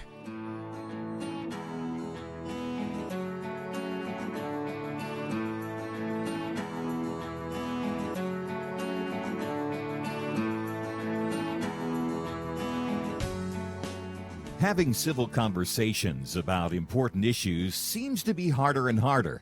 Various media outlets tell people what they should believe, why they should be outraged, and getting people to actually think, well, it can be difficult. Whether it's the gospel, tax issues, social policy, or just about anything else, you need to have solid information and clear thinking to address the hard issues. You need God's truth applied. And that's what you get in less than 2 minutes with Point of View's Viewpoints Commentary, a daily resource to help you be informed and think through the things we need to be talking about. It is free and will arrive in your inbox each day when you visit pointofview.net/signup. Sometimes we know we should say something, but we're silent because we're not quite sure what to say. Viewpoints Commentary can help you break the silence and change the narrative. It can make you a more equipped agent for truth. Get your free subscription to the Viewpoints Commentary at pointofview.net/signup.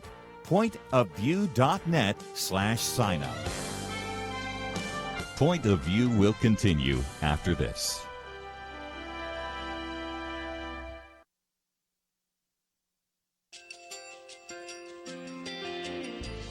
I just want to thank you so much for all the wonderful programming you have. You're just absolutely fantastic. I recently started listening to Point of View, and I really found it interesting because of the different subjects you cover. Thank you for that. I really appreciate everything that you do in keeping us informed. Thank you, Kirby, for everything that you have been doing. I appreciate all the work that you're doing, advocating for the Word of God. Thank you so much. Point of view, I think, is absolutely necessary because it's a Christian perspective, a biblical worldview perspective, and receive very current, up-to-date information about what is really going on, week to week in our culture, which is changing so rapidly, and yet it's morally sliding backwards. Yeah, I'm just, first of all, I thank you guys. Y'all's program is wonderful, and enjoy it every day. I learn so much every time I listen to it. Point of View Radio Talk Show.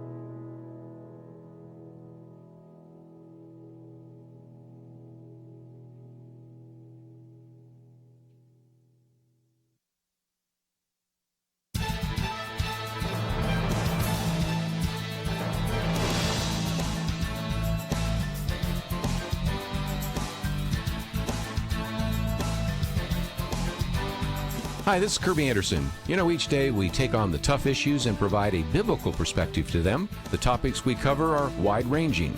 Apologetics, theology, prophecy, creation and evolution, intelligent design, marriage, family, child-rearing, the millennial generation, trends in society, politics, economics, business, religious liberty, the Constitution, public policy, foreign policy, military policy, tensions in the Middle East, abortion, homosexuality, pornography, sexual ethics, media, technology, history, and America's godly heritage. We talk about anything that affects your faith, your family, or your freedom. So don't go anywhere, because Point of View continues right now.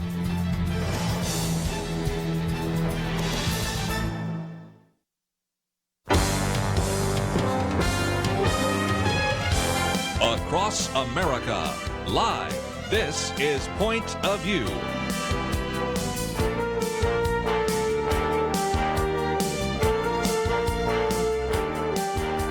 And now, your guest host for Point of View. And welcome back to Point of View. This is Merrill Matthews sitting in for Kirby Anderson today, and we are taking on an interesting topic, intelligent design, with two of the country's leading experts. We just talked with Dr. Michael Behe. In this hour, we're going to talk to Dr. Brian Miller. In the studio with me is Charles Stolfus, who is one of the executive pastors at Denton Bible Church, and leads is the director of their theological institute. And Charles and I have known each other for quite a while now. And on the phone for this hour, we have Dr. Brian Miller. He is a research coordinator at the Center for Science and Culture at the Discovery Institute. He holds a Bachelor of Science in Physics with a minor in Engineering from MIT and a PhD in Complex Systems from Duke University. He specializes in thermodynamics and a number of multi-syllable words. Yes. I think there's no mistake about who's the smartest man in the virtual room here. Well, I'd like to think I'm the best looking anyway. I agree. Dr. Miller, thank you so much for joining us. Thank you. It's a pleasure to be here. And I'm going to turn it over to Charles.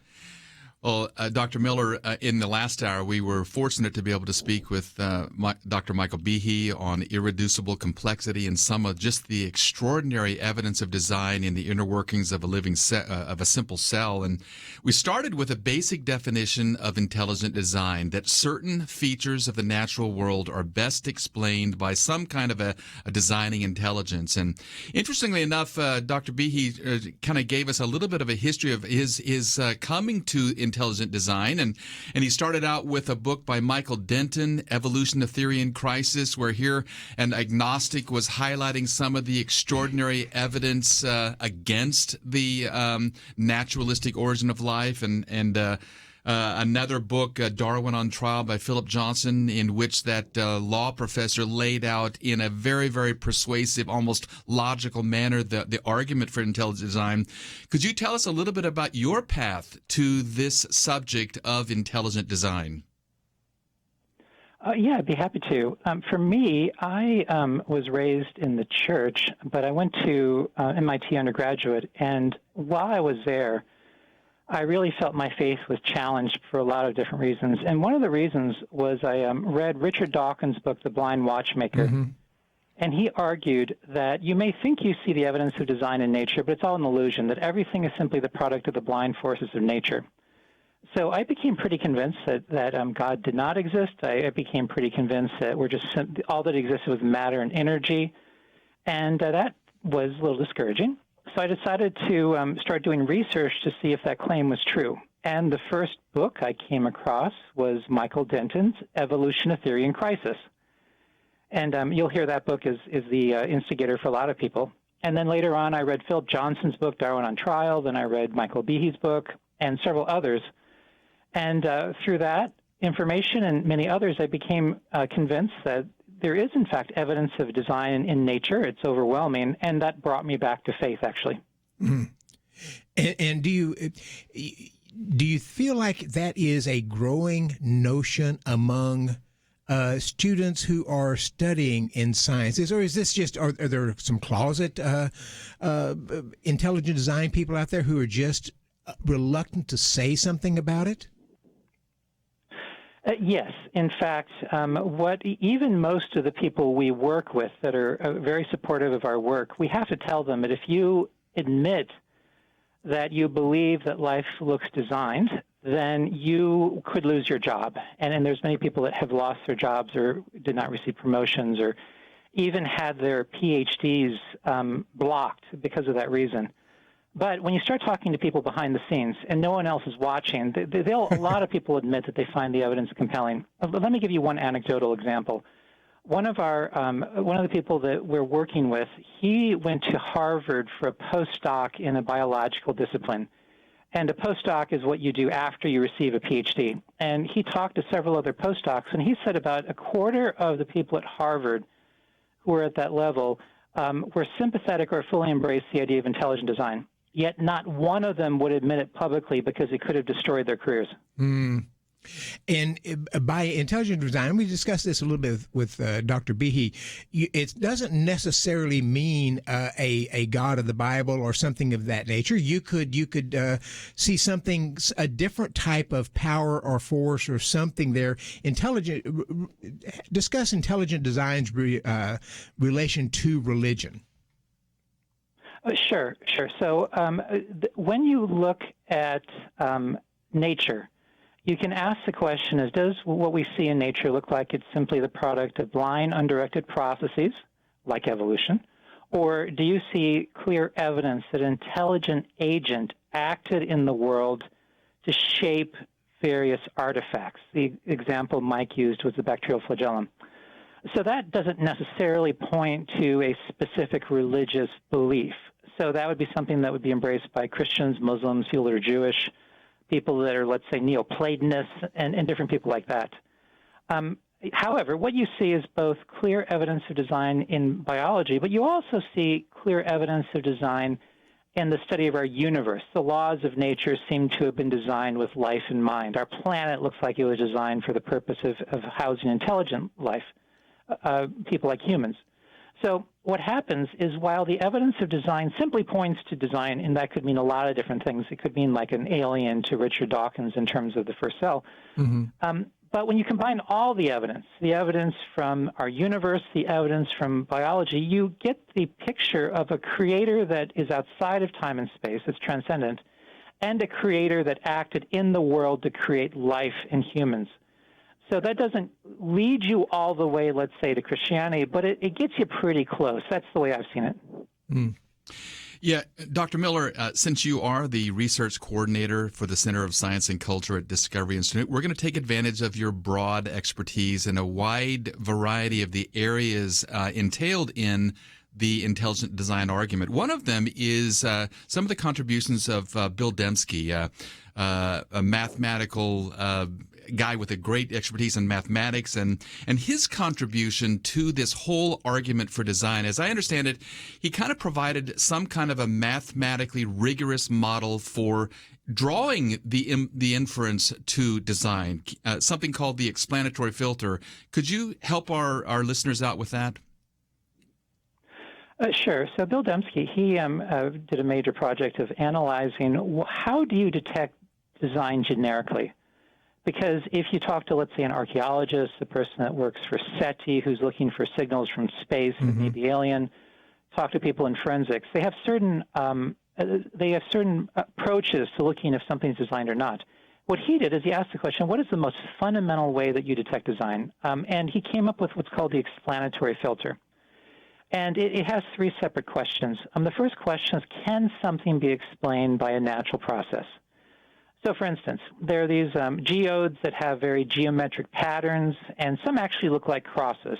So that kind of generically looks like it might be designed, but it can be explained by simple electrostatics of the atoms attracting each other. Dr. Miller, I'm going to get you hold that thought because we have to take a break. We'll be back with Dr. Brian Miller of the Discovery Institute in just a minute.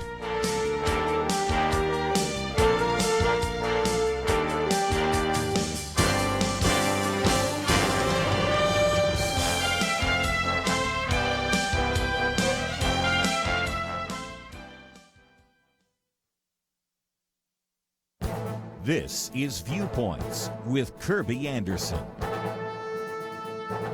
Yeah, Yesterday, I talked about the Trump administration's decision to cancel federal training sessions on critical race theory. Heather McDonald argues that this first step should be followed by removing identity politics from federal operations in the sciences. The goal is to create a more diverse scientific workforce. Those of us who took undergraduate courses in math and science already felt the scientific landscape was fairly diverse because we were taking courses taught by TAs from other countries whose first language was not English. Often the challenge was not the scientific concepts, but merely trying to understand them. Unfortunately, the federal science bureaucracies are not talking about that kind of diversity. They actually want more diversity of minorities and women. But it doesn't stop there. The National Institute of Health, for example, would fund student researchers who were or had been homeless, who were or had been in foster care, who had been eligible for free school lunches, or even if they had received WIC payments as a child or mother. The first time I heard Heather McDonald talk about this on another radio program, the radio interviewer asked a very good question. What does being homeless have to do with scientific research? The National Science Foundation is now doling out millions of dollars for a program to combat bias in the STEM fields. Heather McDonald, though, argues that the problem is the academic skills gap. The average black math SAT score is more than a standard deviation below the average Asian math score and nearly a standard deviation below the average white score. The ultimate solution is to do better STEM teaching in the public schools and not trying to implement woke science. I'm Kirby Anderson, and that's my point of view. For a free copy of Kirby's booklet, A Biblical View on Anti-Semitism, go to viewpoints.info/antisemitism. Viewpoints.info/antisemitism.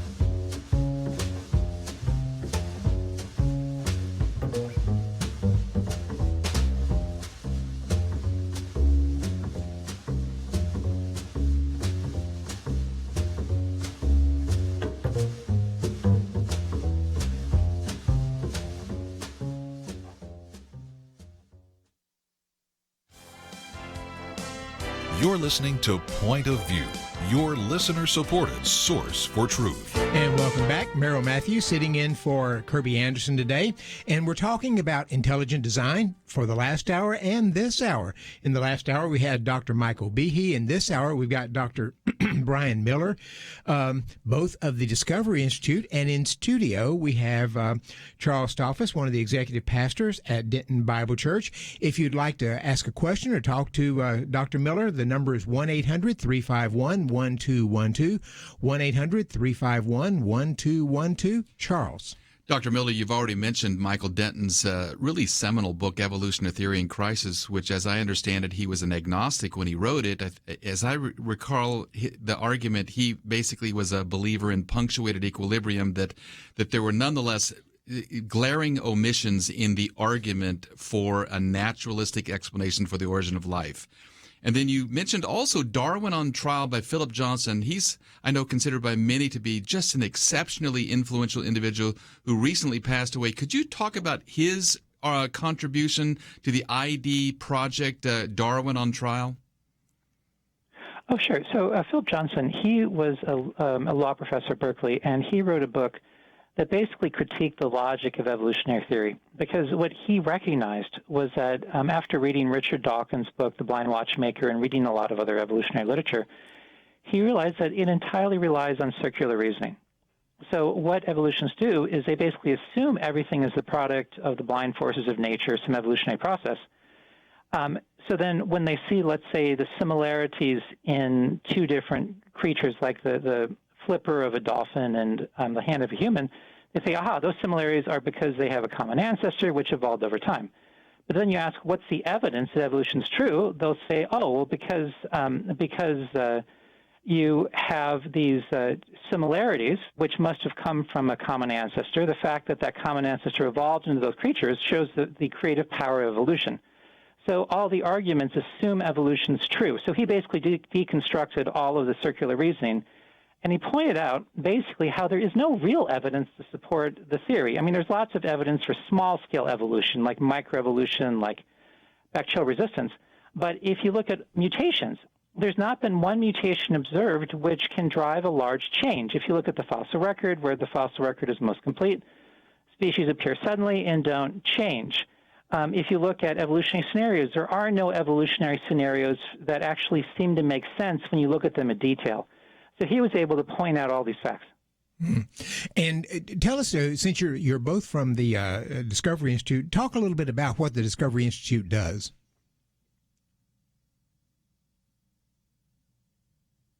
Not just science. So we have homelessness projects that deal with education. But within the Discovery Institute, we have the Center for Science and Culture, which specifically deals with the issue of science. So the goal of the Center for Science and Culture is basically to promote an open-minded approach to science, because currently science is essentially entrapped within the framework called scientific materialism, where it assumes that everything has to be explained in terms of natural, undirected processes. We wish people to approach science from the question of what's actually true. We want people to actually look at the evidence and follow the evidence where it leads. And we believe very strongly and have made a strong case that the evidence leads to there's a designer, that when you look at life, you see evidence of a designer that created life for a purpose. So our hope is to promote a healthy scientific approach to the evidence that's open-minded, that allows the evidence to speak. And we also talk a bit about the cultural implications, because if you believe that we're simply a product of the undirected forces of nature, that we're essentially an accident of nature, that has huge implications for all sorts of social issues. So we sometimes talk about that also. Well, it's interesting that you point about the process there, because most scientists, as I have heard them, will say something along the lines of what you're saying. You know, we're open, we're always learning. Science is knowledge in process. As we think about this, we have this theory, we learn a little more, we adjust the theory, and all that seems to be true except on evolution, in which people become very hard-shell very quickly, it seems like. Right. In public, they'll say they're open-minded, that we're just pursuing the truth. But whenever you go into the academy, what you're told very clearly is that you're only allowed to have natural explanations for what you see in nature. You have to believe something evolved. You have to believe it was undirected. So that's the faith commitment that you have to embrace to actually work in the academy, to have your papers published, to be able to work with other colleagues. Because if anyone ever says, oh, I think there's actually evidence of design, I don't think this is explainable purely through an undirected process, then what happens is basically smear campaigns are launched against you. People try to destroy your careers. People try to stop your funding. And a lot of that happens behind the scenes. So that's what's really taking place in the sciences. Dr. Miller, let's go to a question. We've got Shelby in Georgia with a question. Shelby, go right ahead. It's more of a comment. When I used to be able to see, and even I smell, you can't replicate what God has put together. He's placed each plant, each tree in a specific, beautiful way. We can't replicate that. We can't replicate fragrances. We try, but it's still that artificial smell and taste. Dr. Miller, any comment?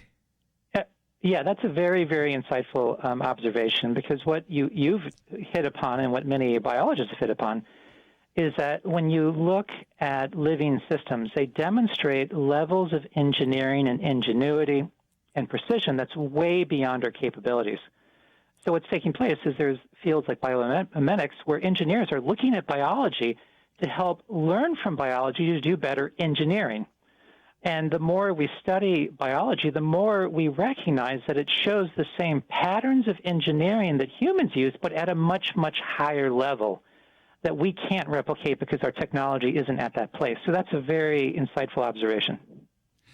Dr. Miller, we've talked about several very influential books that many of the leading lights of the intelligent design movement have pointed to as that kind of entrance point into the discussion and into the idea of intelligent design. That was Michael Denton's Evolution of Theory and Crisis back in 1986, and then Philip Johnson's Darwin on Trial back in 1991. But there's actually one even prior to that that I know you're very familiar with, and that was The Mystery of Life's Origin by Charles Thaxton, Walter Bradley, and Roger Olson back in 1984, addressing the question of the origin of first life, that Darwin could only address, if to the extent that he could address it, the development of the first life into the most complex forms of life that we see today. But he really didn't address the question of how did you get that first reproducing life. Can you speak to the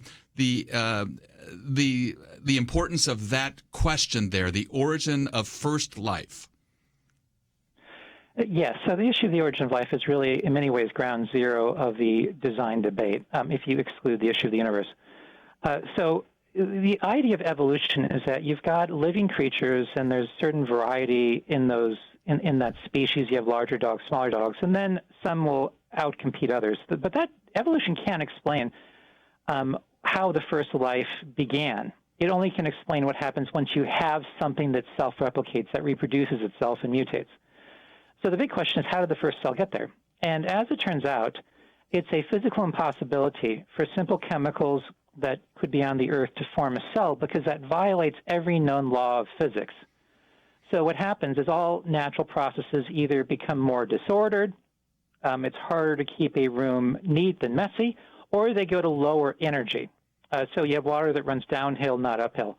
But to have life, you've got to have simple chemicals through natural processes, according to a secular scientist, to become a system which is highly ordered, very low entropy, and has very high energy. That's a physical impossibility.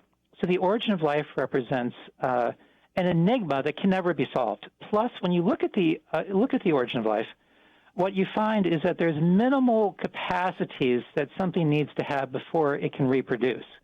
And that's based on theoretical work of people like von Neumann. NASA has studied the minimal components of a self-replicator.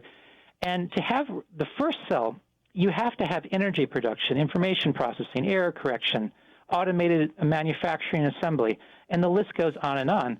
So the simplest possible cell that could exist requires multiple components, none of which could have arrived by chance.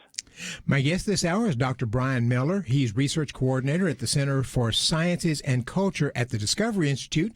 1-800-351-1212, 1-800-351-1212. If you have a question or comment, we're going to take a break here, and we'll come back and take any of your calls and also raise some questions about what's happening in science now.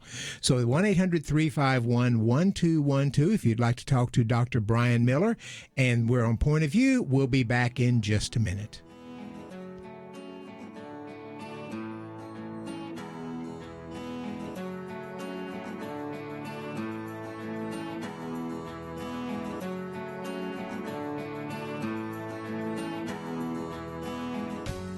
"2020.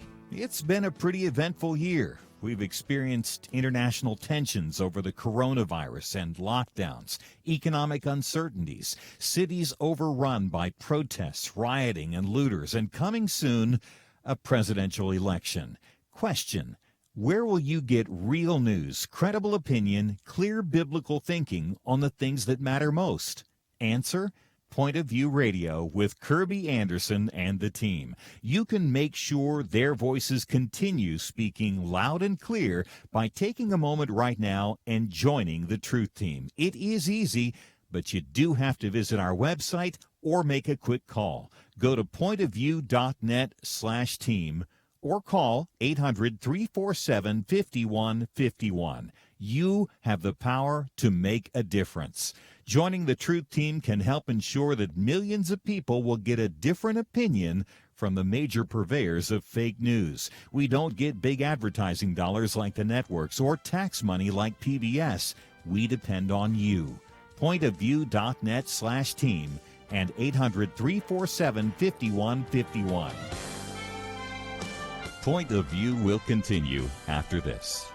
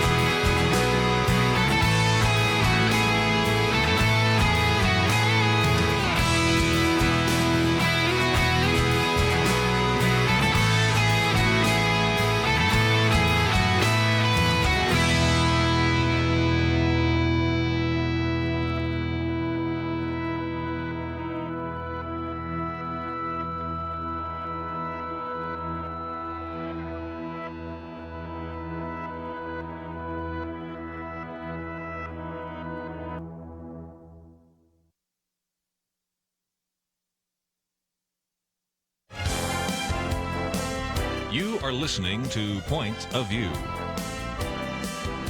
The opinions expressed on Point of View do not necessarily reflect the views of the management or staff of this station.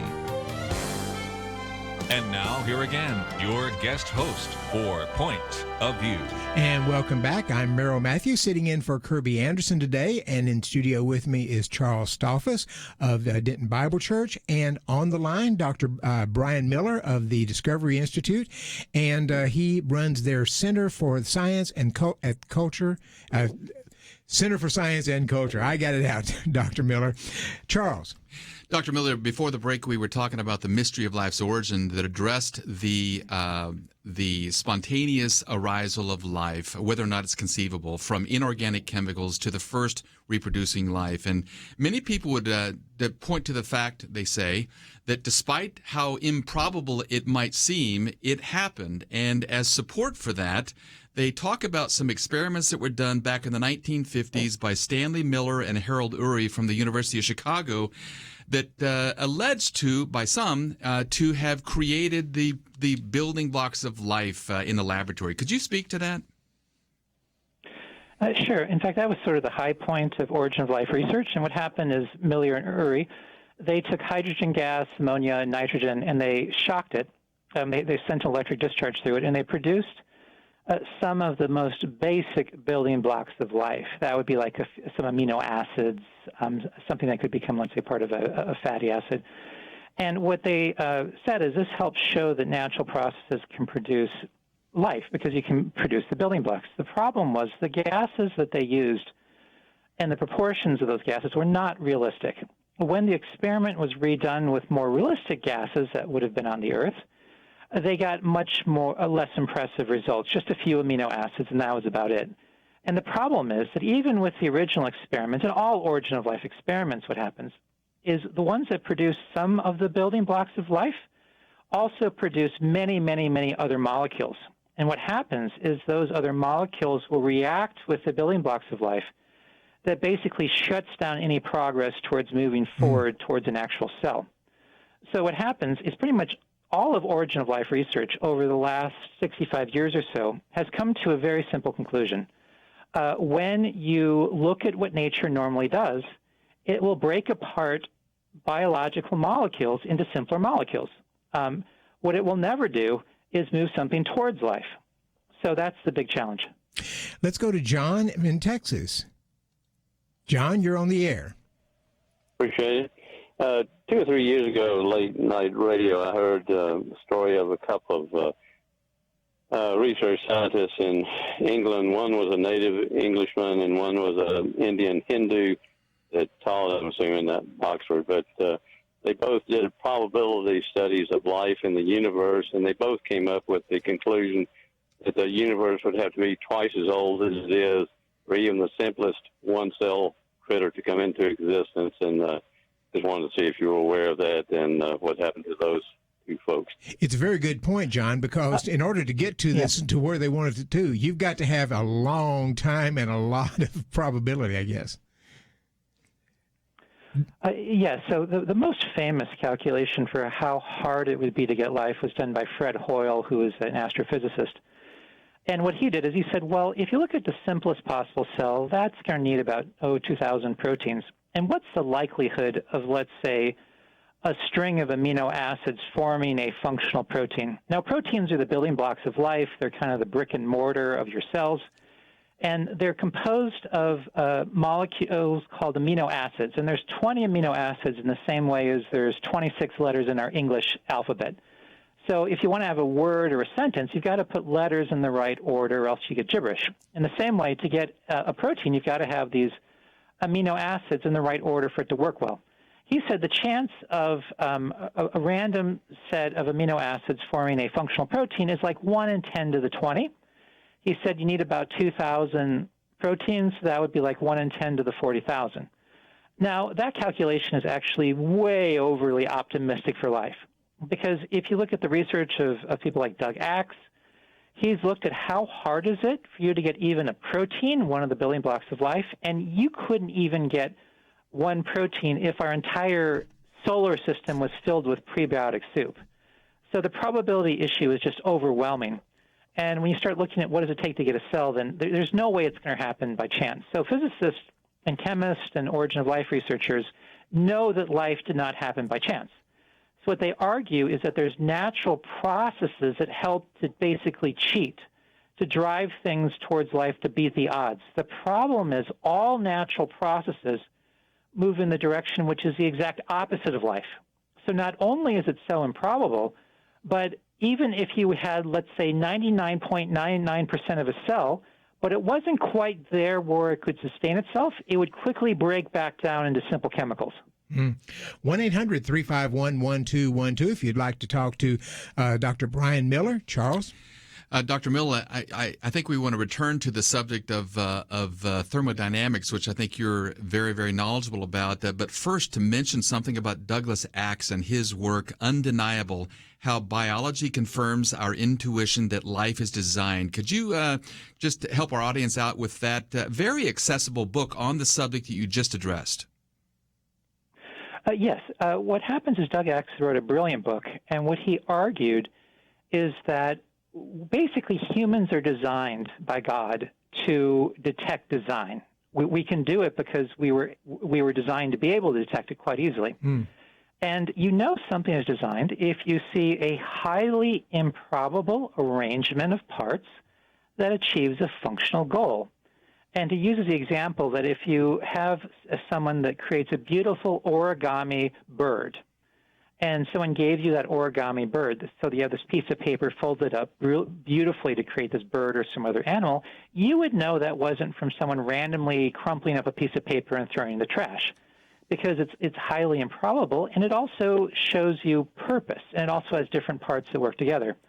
So what he's done is he's empowered individuals to use their God-given intuition to be able to detect design. And he simply said if you apply that intuition to life, there's simply no question that life looks designed. And he said if you, and he supported his book by showing solid scientific evidence that even the simplest protein, or even a simpler protein in a cell, is too improbable to happen by chance. It had to be designed for purpose. And how do you get to that design? I mean, it's we look at things and we see design behind them, but other people look at it and they it seems like the evolutionists just absolutely refuse to see that design there. Well, it's not exactly true, because if you listen to evolutionists talk about life behind closed doors at times, they'll say that life clearly looks designed. We see engineering, we see purpose, we see intentionality. So they acknowledge, at least in private, that life looks designed by any rational criteria. But what happened was they argue that natural selection is a process that can mimic design. So what they've done is they say, yes, it looks designed. And this was the argument from Richard Dawkins' book, The Blind Watchmaker, but natural selection has the capacity to create the marvels of engineering we see in life. That's how they get around that problem. The problem, though, is that top-level evolutionary theorists, people that may be atheist agnostic, but who are intellectually honest, now know that natural selection and the overall neo-Darwinian framework cannot explain innovation. So basically, the mechanism told to the public that has the ability to mimic the ability of an engineer is now known by top evolutionists to not have that creative power. So there's a bit of a crisis in evolutionary circles these days. Dr. Miller, you've talked about how inconceivable it would be for just a simple protein to spontaneously arise out of some sort of an undirected process, still less something like a DNA molecule, how it is something of an enigma, how you could get in some kind of a materialist world the arisal of that kind of a complex molecule. Can you speak to maybe some of the writings of Stephen Meyer and others on this issue? We've got about a minute left in this segment, Doctor. Oh, sure. So what happens is if you look at all of the attempts by chemists to create these building blocks of life, they're abysmal failure, because all natural processes will break apart DNA. It won't produce it. But even if you could produce DNA naturally, The problem is you've got encoded information in DNA, and no natural process can create large amounts of information. If you have a bowl of alphabet soup and the letters form a very clear sentence, you would know that that sentence, that phrase, was from a mind, because only minds can create information. You can't explain it through the chemistry of the pasta or the physics of boiling water. 1-800-351-1212. If you'd like to talk to Dr. Brian Miller in our closing segment, we'll be back in just a minute.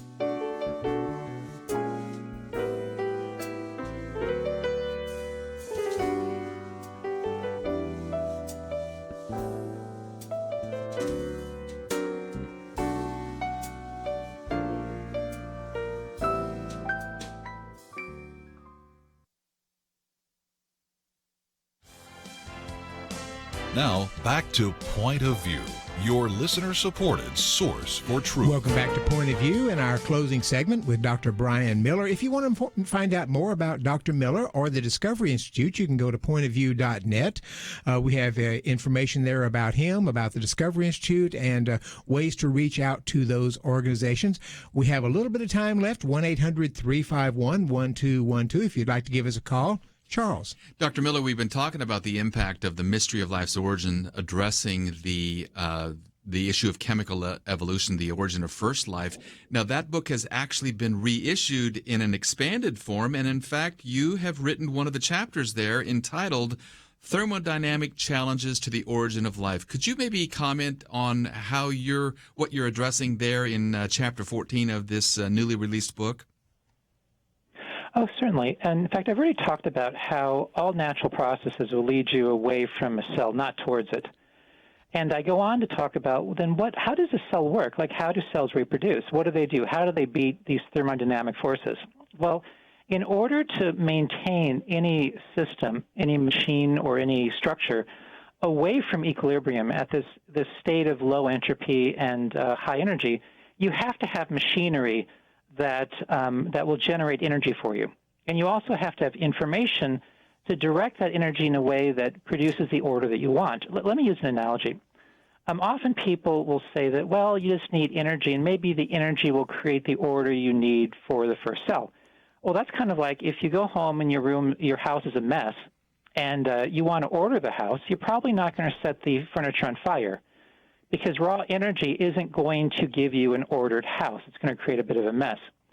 So you think, oh, what I need is a robot. So you order a robot off Amazon, you plug it in, and what the robot does is it converts one form of energy, either electricity or solar power or gas, into mechanical work, where it can start to sweep the floor and wash the dishes.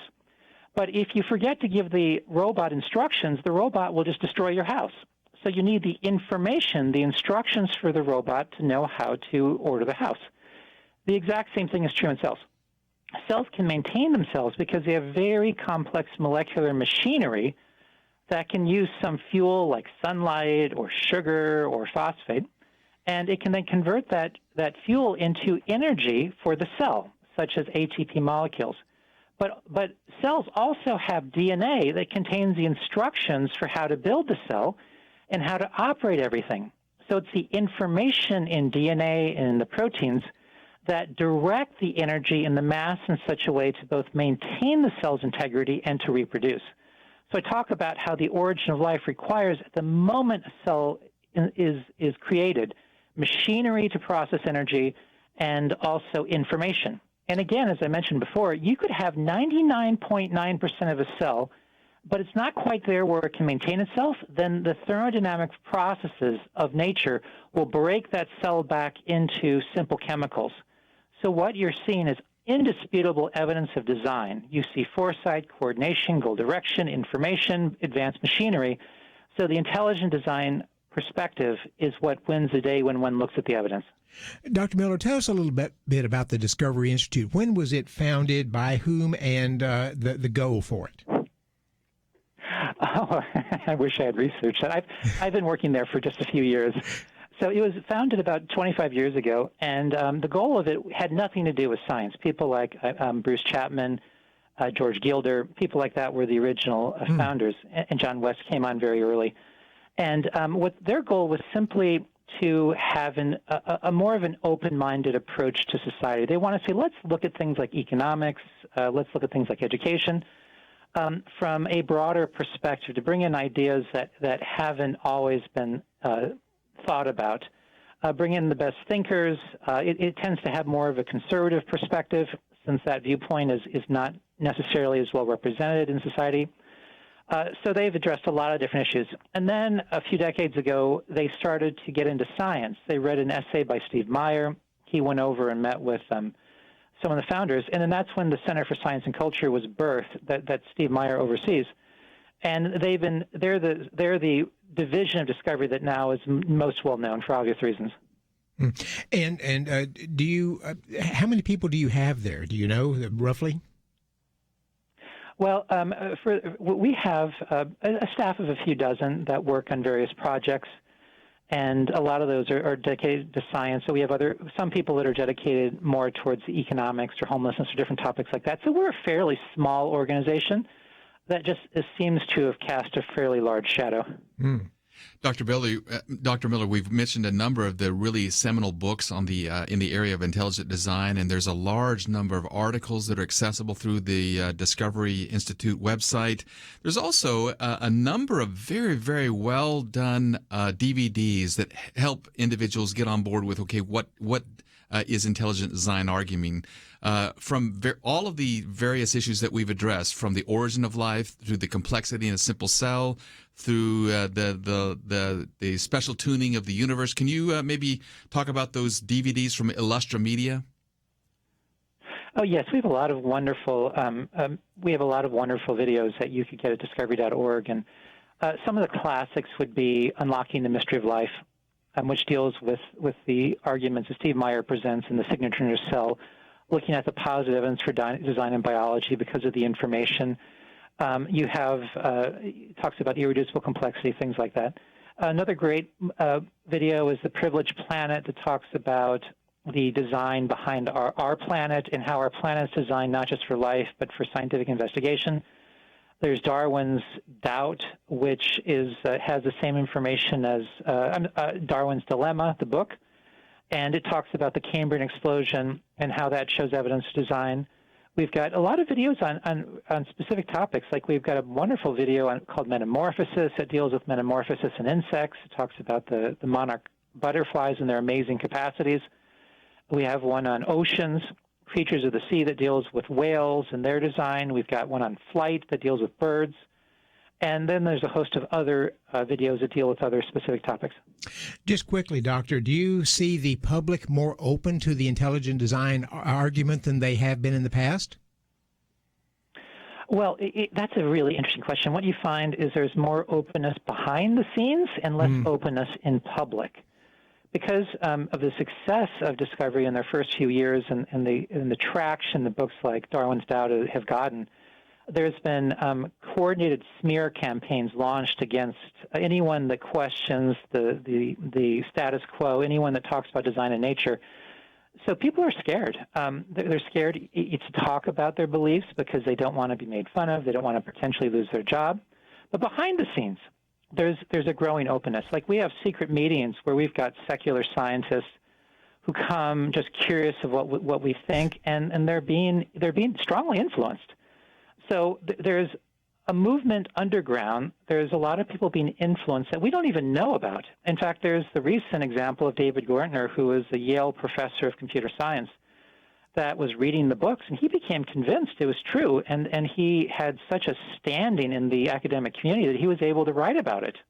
And he talked about how many, many people are scared in the academy to admit what they really believe because of the persecution.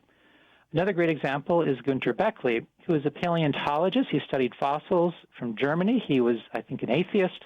And he mocked intelligent design. He put up a showcase making fun of it, but then he started reading the books and he became convinced it was true. But of course, as soon as he admitted that, he lost his job. Very interesting. So there's, again, there's less openness publicly, but there's more openness behind the scenes. Thank you so much for joining us, Doctor. It's been great. Thank you. It's been a pleasure. Thank you so much.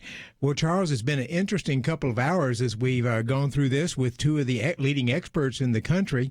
But thank you for joining us and helping lead this discussion. Yes, my pleasure. We've been talking about intelligent design here on Point of View, and if you want to find out more, go to the website pointofview.net. This is Merrill Matthews signing off. Thank you for joining us.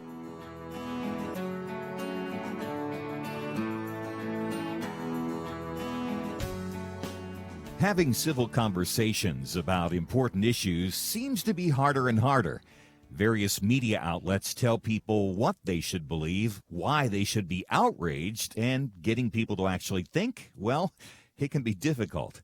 Whether it's the gospel, tax issues, social policy, or just about anything else, you need to have solid information and clear thinking to address the hard issues. You need God's truth applied. And that's what you get in less than 2 minutes with Point of View's Viewpoints Commentary, a daily resource to help you be informed and think through the things we need to be talking about. It is free and will arrive in your inbox each day when you visit pointofview.net/signup. Sometimes we know we should say something, but we're silent because we're not quite sure what to say. Viewpoints Commentary can help you break the silence and change the narrative. It can make you a more equipped agent for truth. Get your free subscription to the Viewpoints Commentary at pointofview.net/signup. Pointofview.net/signup. Point of View is produced by Point of View Ministries.